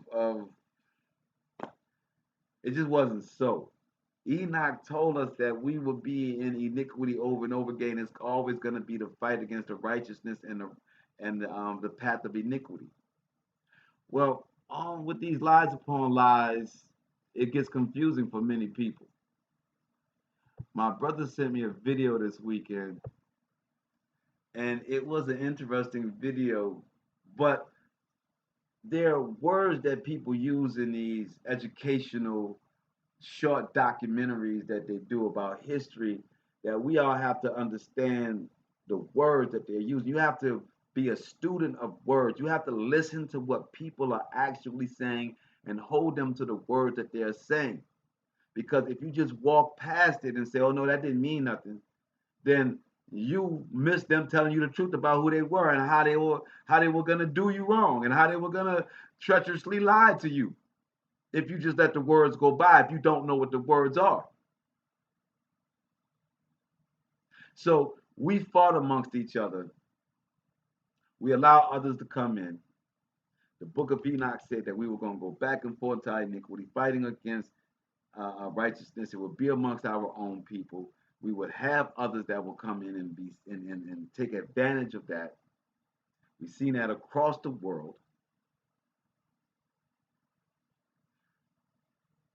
The vibration that was spoken of giving praise to the Holy One, not the Trinity, not the divination of multiple gods, not the rain, not the moon, not the stars, not the sun, but the one creator. Concentrating on connecting your spiritual relationship with your creator, bypassing every other level of heavens, every dimension, every other concept of somebody wanting to be a middleman. Middlemen create problems. Middlemen create confusion. So as I said, I was sent this video, and these people were speaking about ancient histories and connecting India and going to explain, I guess, in their own way, they were explaining the God system through all different cultures and how they related to each other. And when they got to a point, they said, we are reading from the Enoch, the book of Enoch, the Slavic translation, or the Slavic book of Enoch. Now they're taking from Enoch that we read, but they're twisting it for their words because they had to put Slavic in front of Enoch, and not just the book of Enoch, but the Slavic book of Enoch, which means the Slavics were the ones that were the first slaves that went under Islam, that converted to Islam, that then became slavers themselves, if you know your history. Yeah, you got some Slavs that are still looking bad over there, but you got a lot of Slavs that became Islam, became. Uh, we're not gonna get. That's a whole nother thing tonight. We're gonna stick to our what we got here. Whoa. Why is it that? Oh, because I plugged the wrong thing in. I sure hope I didn't lose everybody.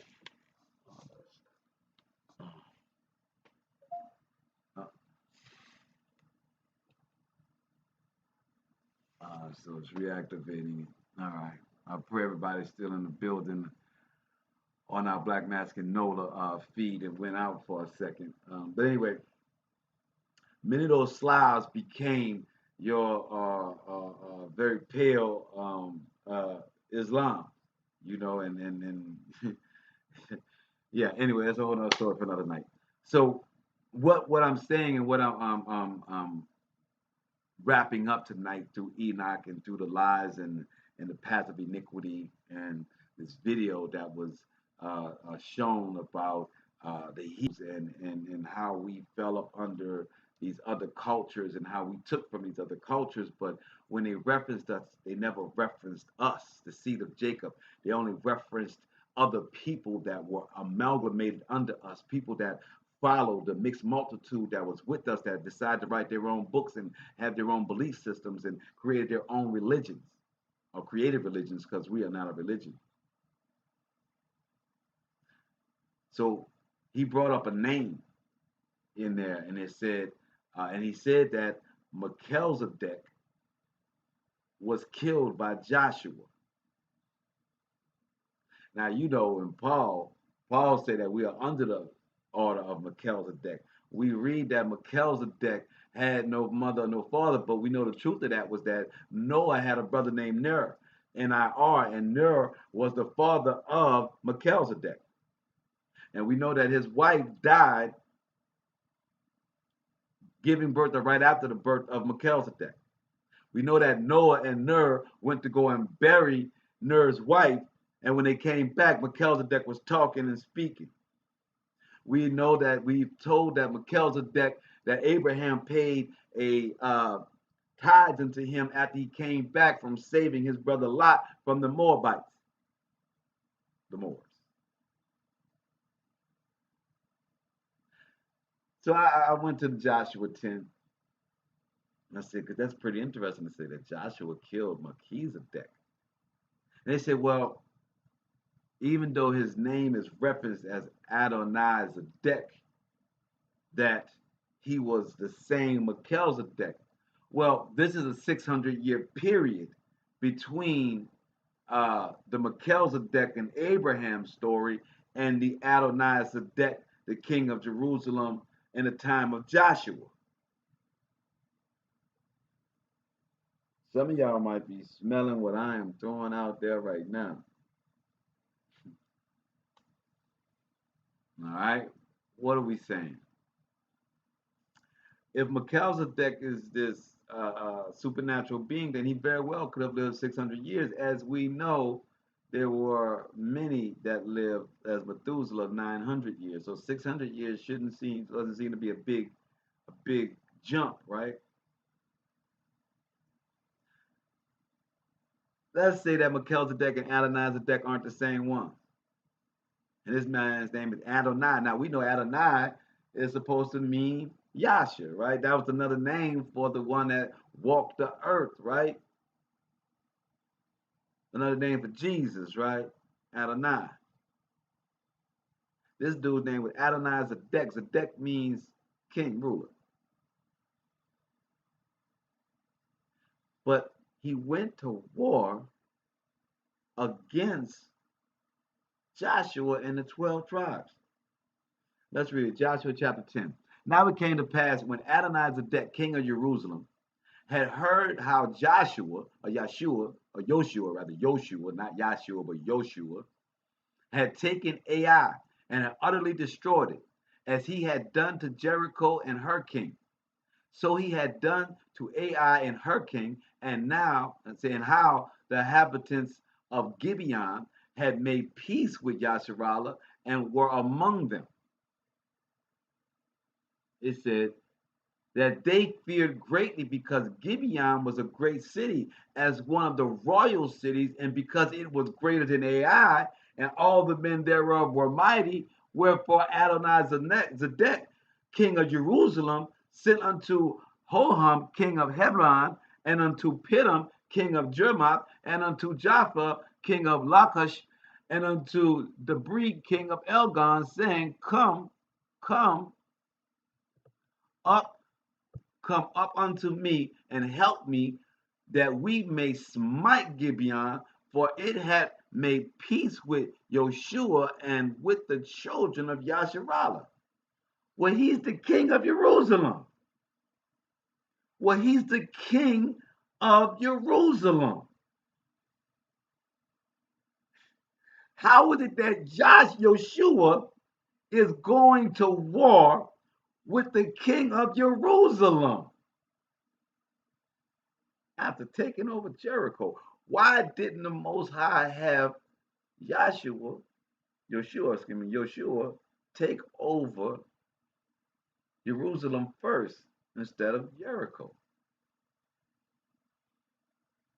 How is it that Adonai Zedek, who is claiming Jerusalem, he's not saying Canaanite, he's not saying Canaan, it's the king of Jerusalem. Now we know Salam is an Arabic word, right?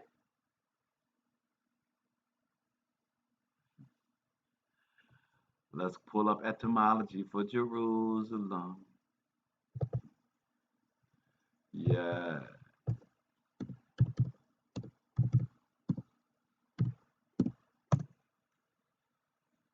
Jerusalem, holy city in Judea, from Greek Jerusalem.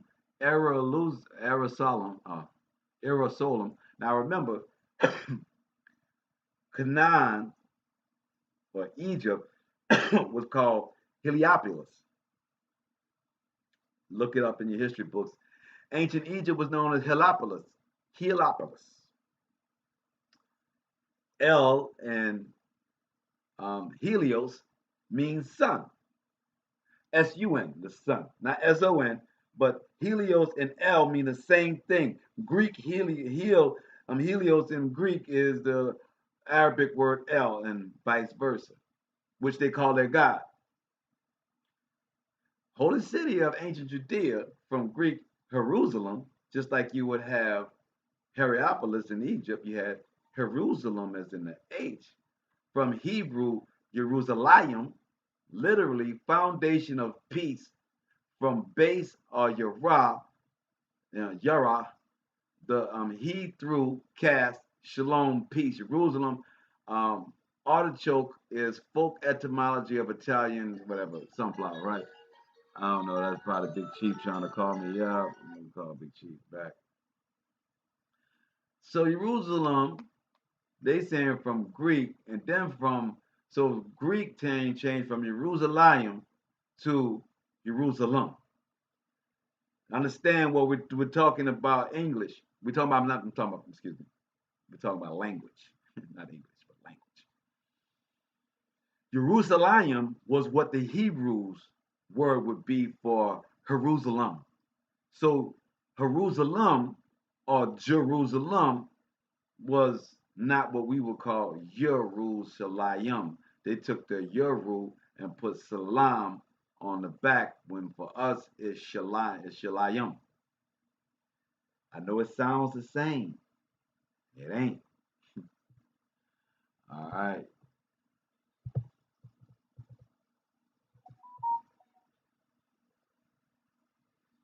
So now we go back to our Joshua 10, and it says, so this Adonai Zedek, king of Jerusalem. So they weren't actually Hebrews, but yet his name was Zedek. So how was Melchizedek 600 years ago being paid tithe to, and he was the king of Jerusalem?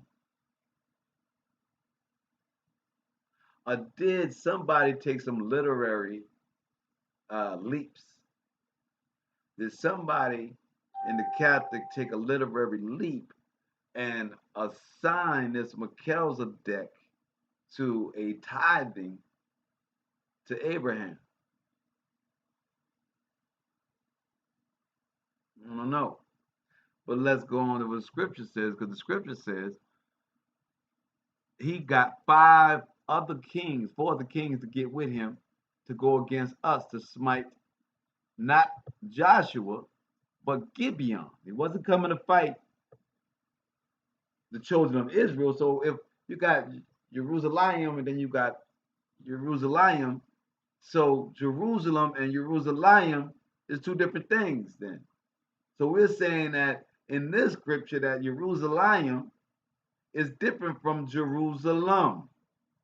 And Jerusalem is Canaanite.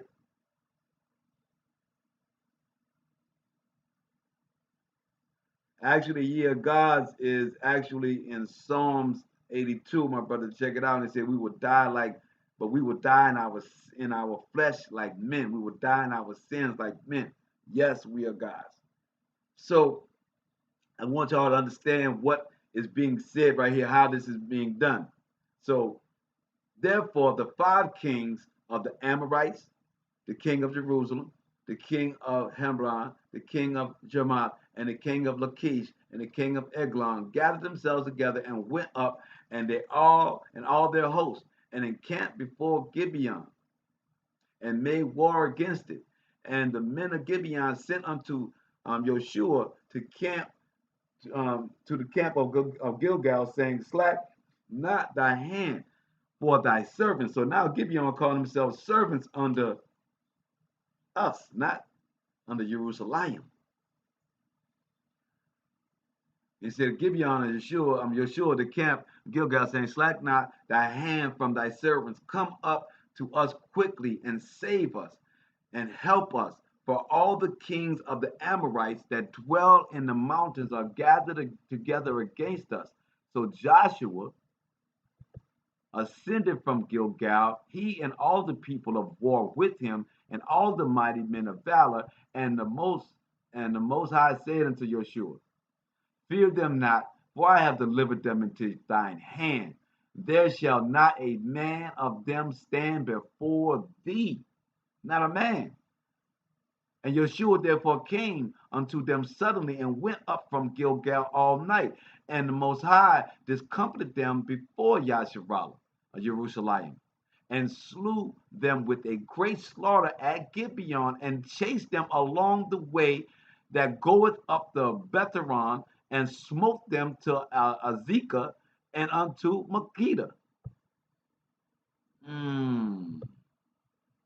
And it came to pass as they fled before Jerusalem and were in the going down to Betharon, that the Most High cast down great stones from heaven upon them unto Azekah, and they died. They were much, I said they were more with, excuse me, they were more which died with hailstones than they whom the children of Jerusalem slew with the sword. Then spake Joshua to the Most High in the day when the Most High delivered up the Amorites before the children of Jerusalem. And he said in the sight of Jerusalem, Son, stand. They put a S-U-N, not S-O-N. Says, Son, stand thou still upon Gibeon, and thou moon in the valley on Ajalon. So now Yeshua spoken to the Most High in the day delivered the Amorites before the children of Jerusalem. And he said in the sight of them, ooh, the Most High said in the sight of Yeshua and in the sight of the children of Jerusalem, sun stands still and the moon stands still upon Gibeon, and the moon over the valley of Ajalon. And the sun stood still, and the moon stayed until the people had avenged themselves upon their enemies. Is not this written in the book of Yasher? So the sun stood still in the midst of heaven, and hasted not to go down about a whole day. So the Most High held the sun and the moon up for us to slay our enemies. More importantly, Jerusalem. So this book makes a difference between Jerusalem and Jerusalem, right?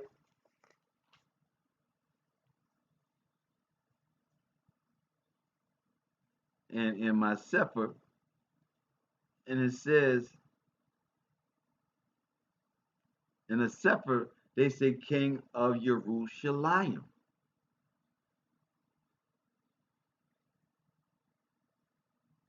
Oh, praise my brother, Al Jamon. So in my Sefer, they don't say Jerusalem and separate Jerusalem. They say that he's the king of Jerusalem, not Jerusalem. So which one is it? What we do and what we're clear on understanding is that if they were Canaanites, or if they were of our kin, they were against the Most High's will. And they all died because of it.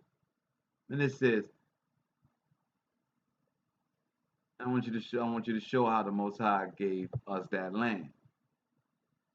Because, and the reason why I'm harping on this part is only because many people believe that we took land from somebody when Yeshua went there. But in actuality, it was land that was promised to us and Noah's son to Shem when we got off the boat. But Ham's descendants decided to take it, Canaan. So when we're reading this, and the name of the city being Jerusalem, we weren't even in that time. We never named that city Jerusalem or Jerusalem unless Melchizedek did. You get what I'm saying? Unless Melchizedek named it Jerusalem 600 years ago when Abraham was coming to give his tithes after saving his cousin Lot. Nobody was in Jerusalem then, right? Nobody was in Jerusalem then. The Hebrews wasn't there. So who named it Jerusalem? It wasn't until Joshua came and took it over that it went to the inheritance that it was originally given to.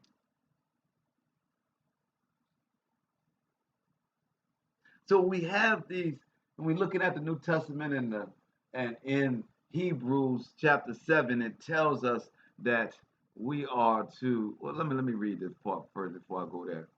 And we're going to end up in a second. But these 5 kings fled and hid themselves in a cave. And it was told to Joshua, saying, the 5 kings are found hid in a cave in Makkedah. And Joshua rolled a great stone upon the mouth of the cave and set men by it for them to keep. And stay ye not, but pursue after your enemies, and smite the hindermost of them. Suffer them not to enter into the cities, for the Most High, your Elohim, had delivered them into your hand.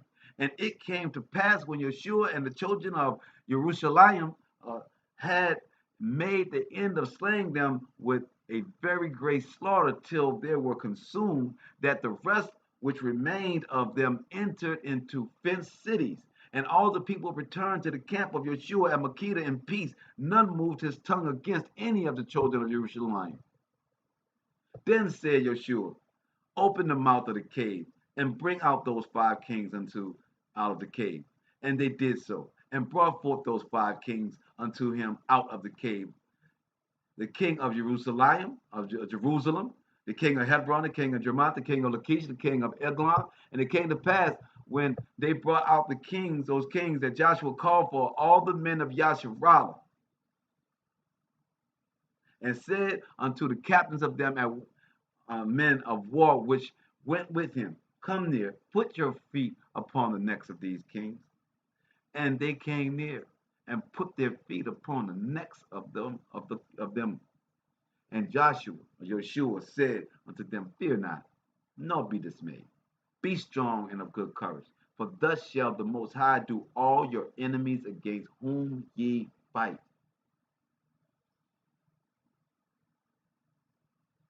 One true creator that delivers all things unto us. Let's go into this Hebrews 7, right? That Paul is talking about. It says, for Melchizedek, king of Salem, of Salem. So this Melchizedek that he's speaking of is not of Jerusalem, but of Salem.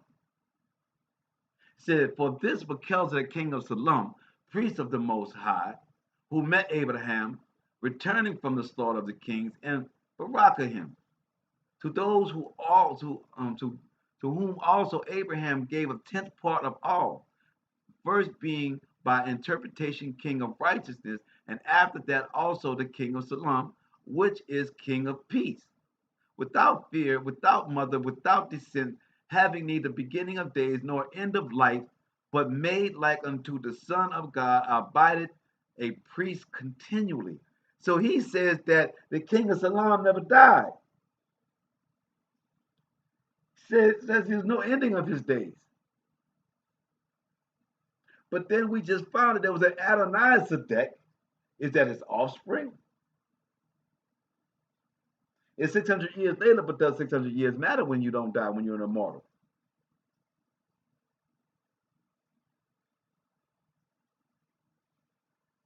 So Paul is the only one that gives us the order of Melchizedek. Isaiah doesn't say that we're under the order of Melchizedek. Abraham doesn't say we're under the order of Melchizedek.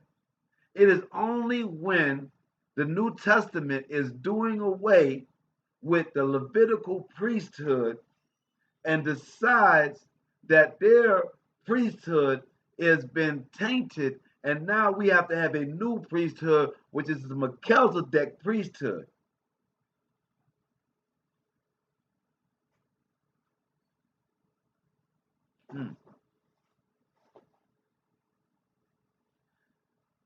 Why we got so many middlemen? without father, without mother, without descent, having neither beginning of days nor end of life, but made like unto the Son of the Most High, albeit a priest continually. So now this Paul is referencing Yahshua that came, the teacher of righteousness that the Dead Sea Scrolls speak of, that did not rise from the dead 3 days later. Paul is saying that this Melchizedek is the same as the Jesus that they created.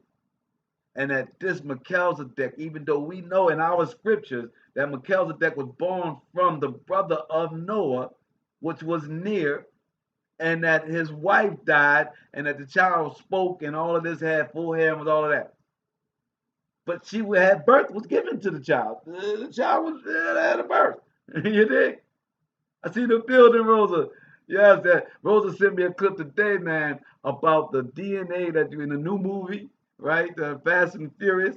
They talking all about DNA changing, just from the lollipop, nanobites, stuff for y'all to look at when you get a chance, right? So here we're dissecting this concept of the Melchizedek order. We've gone from Enoch, from the ancient books that spoke nothing of an order of Melchizedek. We are seeing that Paul, who got this vision 3 years after the so-called death of this Jesus construct that they created in the New Testament, that he is the only one, and in his mysteries, he's the only one that got this information, that this information was not given to none of the prophets, none of the saints, none of the ones that died before. Not even a teacher of righteousness spoke on this. But, it was Gamers. It wasn't the new movie. My bad, Gay. Thank you, Rosa. Gamers 2009. So now we got Paul here stating a falsehood about Melchizedek that we know he had a mother and father. We know he had a beginning of a day. Now he's saying if he did live these 600 years, he's not the same Adonai-Zedek as the Melchizedek. The same one that Joshua had to kill. He let his generals murk as a reward and to show them that all enemies will fall when you believe in the Creator. When you are harnessing your power in your prayer. So, in this says, now consider how great this man was. Now you call him a man, but he had no days. Unto whom even the patriarch Abraham gave 10 spoils. And verily that they are the sons of Levi, who received the office of the priesthood, have a commandment to take tithes of the people according to the law, that is of the brethren, though they come out of the loins of Abraham. So they're stating here that even though the Levitical priesthood wasn't even invented at that time yet, Levites weren't even, they were still in his scrotum. So at this time, you had a high priest, right? He's telling you that this guy was a high priest of the Most High, even though Abraham was the one that was taken out of Ur and was given these visions, and everybody in the world was in full of iniquity. But now you're going to insert,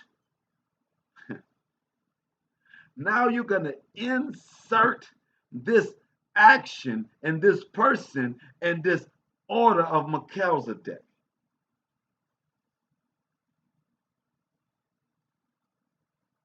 I want y'all to think about these things and what we're showing you tonight, that in Enoch, we understand that the sinners are going to come up with these stories. They're going to come up with these aliens. They're going to come up with all of these concepts.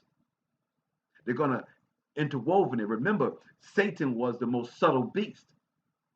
He was the smartest one in the field. So when we're talking about this order that Paul is creating, to say that the Levites at that time had been destroyed and that there was an order prior to the Levites that none of the other prophets talk about. None of the other prophets talk about this thing. That Abraham paid tithe to him because he was passing through, and he may have been a high priest at that time. He may have been with the Most High at that time, but it doesn't mean he was at this time, because obviously he was killed. Obviously he wasn't immortal because he was killed by some swords.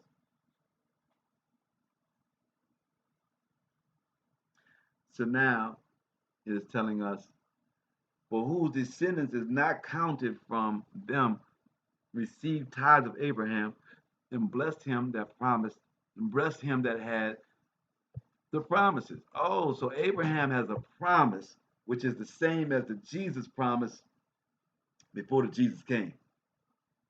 All right, all right. But he whose descent is not counted from them received tithes of Abraham and blessed him that had the promise. And without all contradictions, the less is blessed of the better. And here men that die receive tithes, but there he receiveth them, of whom it is witnessed that he liveth. What is Paul talking about? Let's go again. And it says, but he whose descent is not counted from them received tithes of Abraham. But he whose descent is not counted from them received tithes of Abraham. Descent means to go the opposite way. Descent means to leave. So verily that I'm gonna read the 5 again, because you gotta get, Paul's talking some things. It says, and verily that it says in verse 5, chapter 7, and verily they that are of the sons of Levi, who receive the office of the priesthood, have a commandment to take tithes of the people according to the law, that is, of their brethren, though they come out of the loins of Abraham. But he whose descent is not counted from them, received tithes of Abraham. So the ones that didn't come, or the ones that kept away, didn't receive tithes from Abraham, and blessed him that had the promises. What is he talking about? And without all contradiction, the less is blessed of the better. What is he talking about? And here men that die receive tithes, but there he receiveth them, of whom it is witnessed that he liveth. That who liveth? That Melchizedek liveth? That Abraham liveth? That Jesus liveth?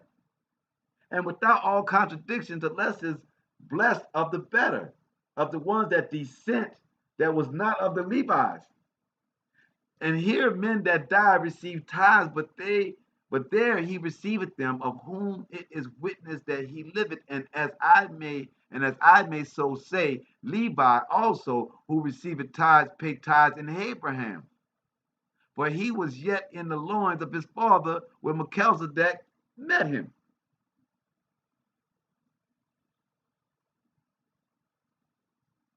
Man, oh man, man, oh man, man, oh man. Let's go to Psalms 110, as it says right there. Psalms 110. And they want you to go verse 4, and it says, Yahuwah has sworn and will not repent. You are the priest forever after the order of Melchizedek.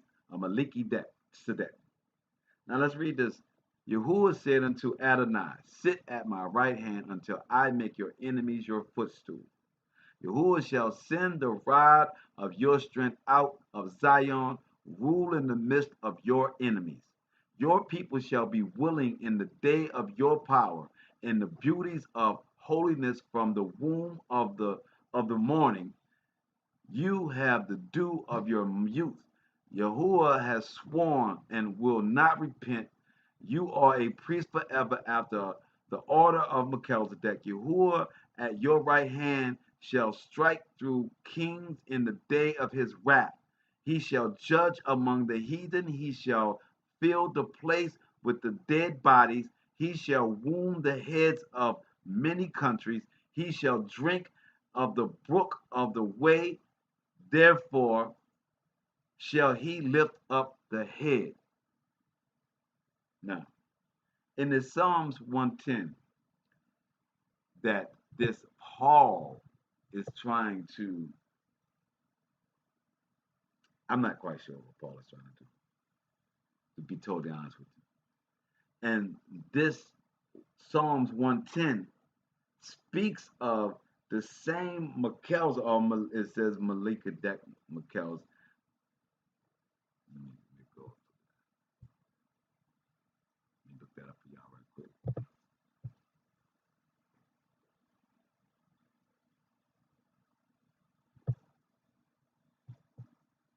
It does, as we had a Adonai Zedek, you have this one is a Malachi Adek, Malkiy.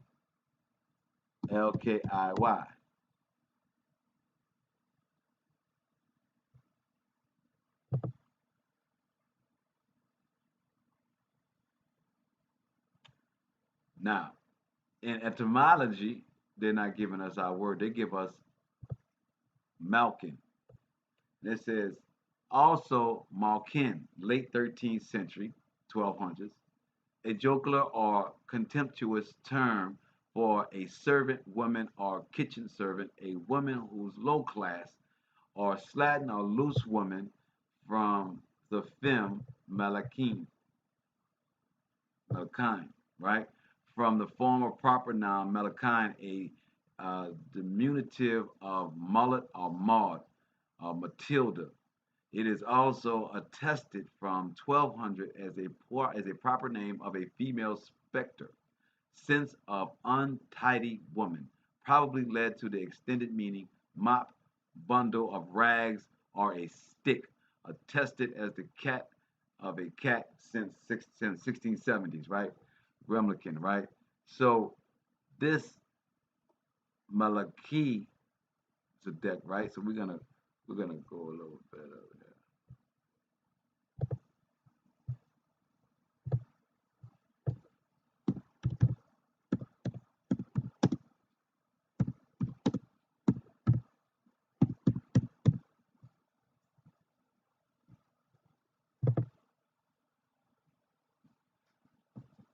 So Malik, meaning to say the meaning of the name Malik, Malik, is king owner. Considering Malik as a baby name, well, that's what they give it for that. But um, as it goes here, and it reads, the Old Testament, Malachi Sedek, not Mikel Zedek. Um, my king, my king is Sedek.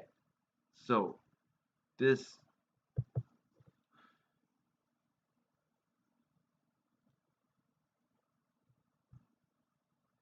definition.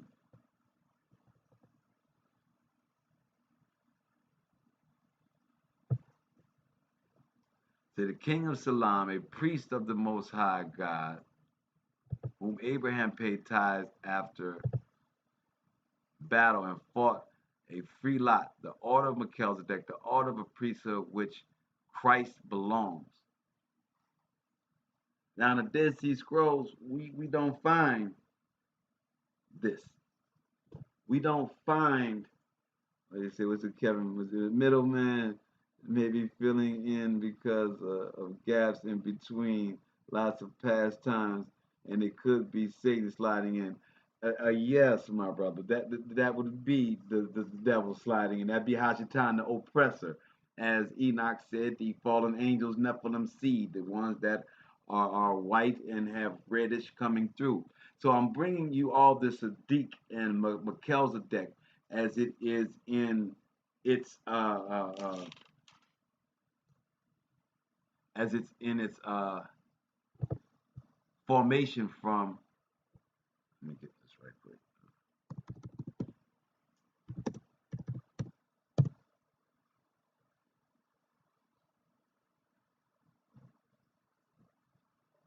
Now here you have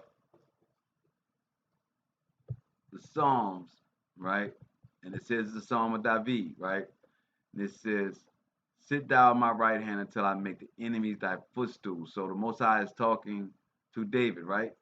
And we shall send the rod of strength out of Zion, rule thou in the midst of thine enemies. So a rod means not the one that came with peace, but a rod is a judgment.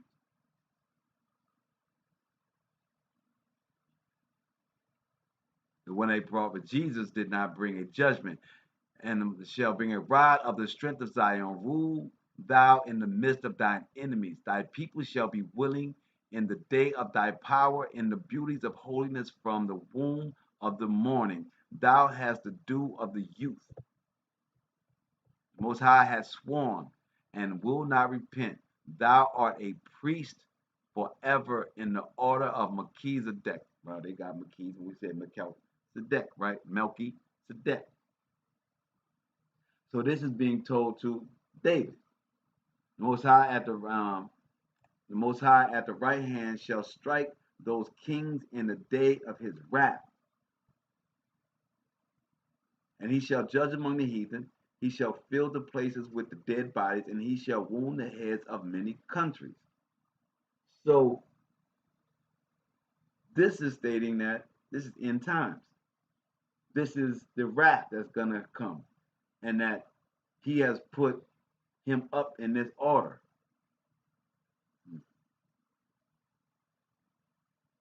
Is that the same as the Adonai Sedek? Is that the same as the one that was over Jerusalem? He shall drink of the brook in the way, therefore shall he lift up the head.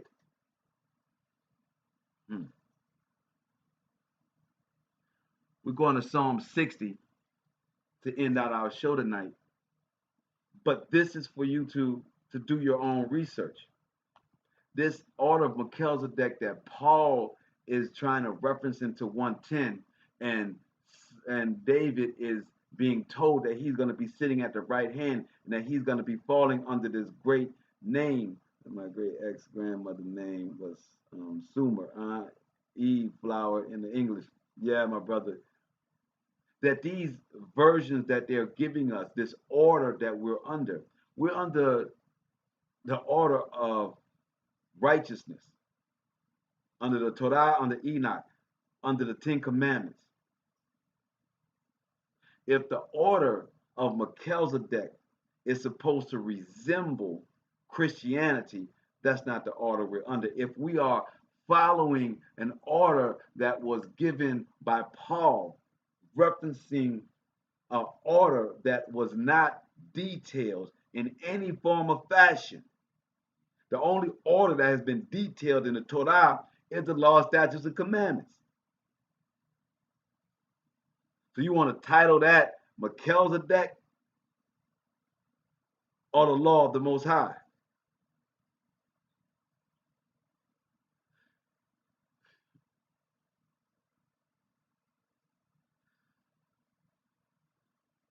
Verse Psalms 60.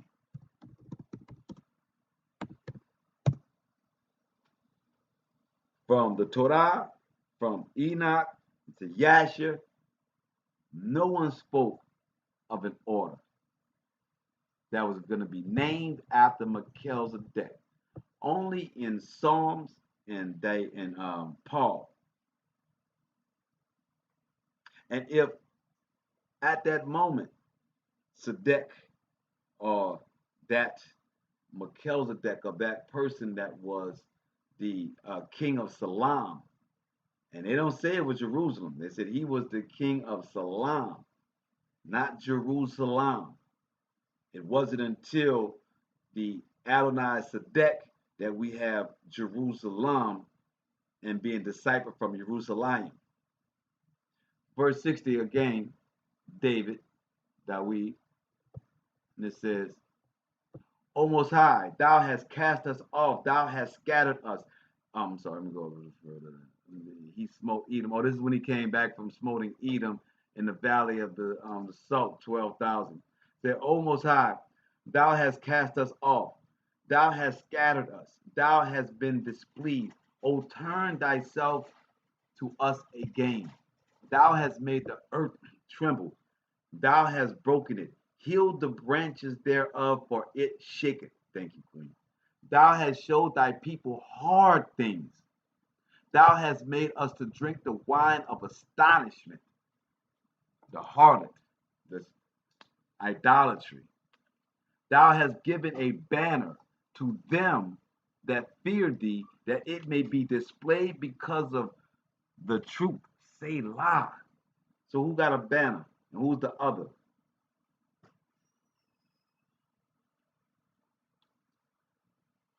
But it's not talking about them. He's talking about a banner to the ones that fear him. The ones that got that image, they ain't fearing him. They doing their thing, baby. They got big plans. They that beloved me, say, they that beloved may be delivered.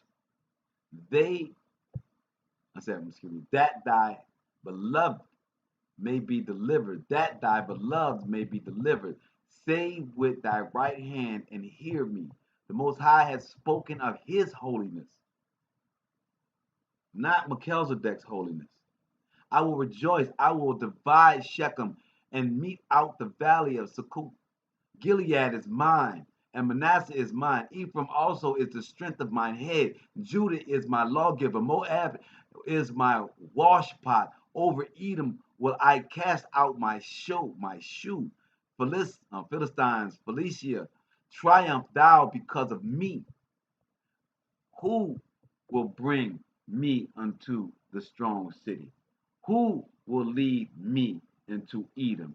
Will not thou, O Most High, which has cast off us, and thou, O Most High, which didst not go out with our armies? So David is saying we have been losing. We're in the midst of Edom. We're in the Babylon and the daughter of Babylon. We are in it. He's talking about him marching out and he's saying, Most High, you didn't go out with our armies. We had to come back. We had to get ourselves together. Okay, you got with us when we came back. But what is this trouble that we're in? What is this world that we're in? Verse 11, give us help from trouble. From vain is the help of man, since for vain is the help of man. No matter how bad it gets, man is not your savior. Your spirituality is your savior. Flesh will never save you. Your spirit will save you. Your prayer, your household being on one accord, praying unto the Most High, believing the words that are coming out of their mouths as you believe it, and you believing the word that's coming out of their mouths and vice versa. You know what I mean? The words that's coming out your mouth, they believe. This can't. We talk about supernatural things. We're talking about grace and mercy. We're talking about the enemy is all around us. You got to do some real things. Some people go and get 50 million guns. Some people go and build fortresses. Some people dig bunkers. What you gonna do? As for me and my house, we will fight with the spirit. We will conjure our spirit of the Most High, our Creator, and whatever other spirits that He has created, and He's created them all, He will send them to our aid as He sees fit. And we, as the bride of Him, we accept that. We take that because we know at the end of the day, we never gonna die by the hands of our enemy, ever. As long as we fall, as long as we walk in and following in righteousness, because putting our faith in man is vanity. Verse 12, through the Most High we shall do valiantly. Through the Most High we shall do valiantly, for He it is that shall tread down our enemies. It's not our homeboys, not our homegirls that's going to tread down our enemies. It's not some great coming together. There's too many enemies. The scripture says our enemies are confederate against us. You don't see the confederation of the world against the Bantu, the Hebrew, the Shemitic. If you don't see it, if you don't see it in the phenotypes of the Aborigine and the Negro of the Hebrews are all the same phenotypes. Whether we got the books to make our connection or not, the Most High has divinely designed us in a manner that our body itself, our skull, represents His inheritance, represents His people. So no matter what we are renamed by our oppressor, no matter how we're scattered across the four corners, we know each other. Most High knows his people. With that said, stay strong, decipher, read, seek for yourself. Don't let the lies come around you. Say that's what I was saying earlier. From our previous studies, it was pointed out that Satan was there when the Sefer was written, so he can manipulate the word, the writers of it. Yes, facts, facts. Once the word is there, once the word is written, and that's why the Most High didn't want it taken out of our language. Once it got taken out of our language, they went with writers' freedom to just do whatever they want to do. And we got scriptures upon scriptures, lies upon lies, volumes upon volumes of lies, Vatican codexes of lies. We have to get out the hocus pocus and get to the clarity. One creator, the spirit as on the earth that's been bred into you, the breath of life, the air that you breathe, all comes from one. And that one hears you. He appoints different people to listen, but guess what? You ain't got to call upon them. You ain't got to praise them. You ain't got to give prayer to them. All you got to do is give prayer to the creator, and he will send them. The one that they give you in the New Testament says, if you ask anything in my name, it doesn't say pray to him. Even in that fictitious book, it doesn't even say for you to praise him. It says, I come from the Father. I speak my words of my Father only. I only come to do his work. If you see me, you see him. It ain't about me. Don't pray to me. Don't worship me. When he gave them bread and food, he turned 5 fish into 5,000 fish. He said, and they wanted to make him king. He stepped back and disappeared and dipped. He dipped. He never said, worship me. He don't want that. So, with that said, understand the order of righteousness is what we're under. Understand we're under the order of his love. And that if there was a Melchizedek that came, he was not the same as the Adonai of Jerusalem that was killed. But we have to decipher and read and go into how can that happen? How can Joshua go to kill and take over Jericho, knowing that that was where Abraham took the rock, or Jacob took the rock and rested his head, right?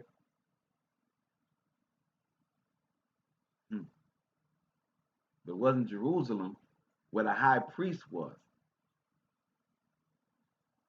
Gotta ask yourself about them questions. Gotta ask yourself that.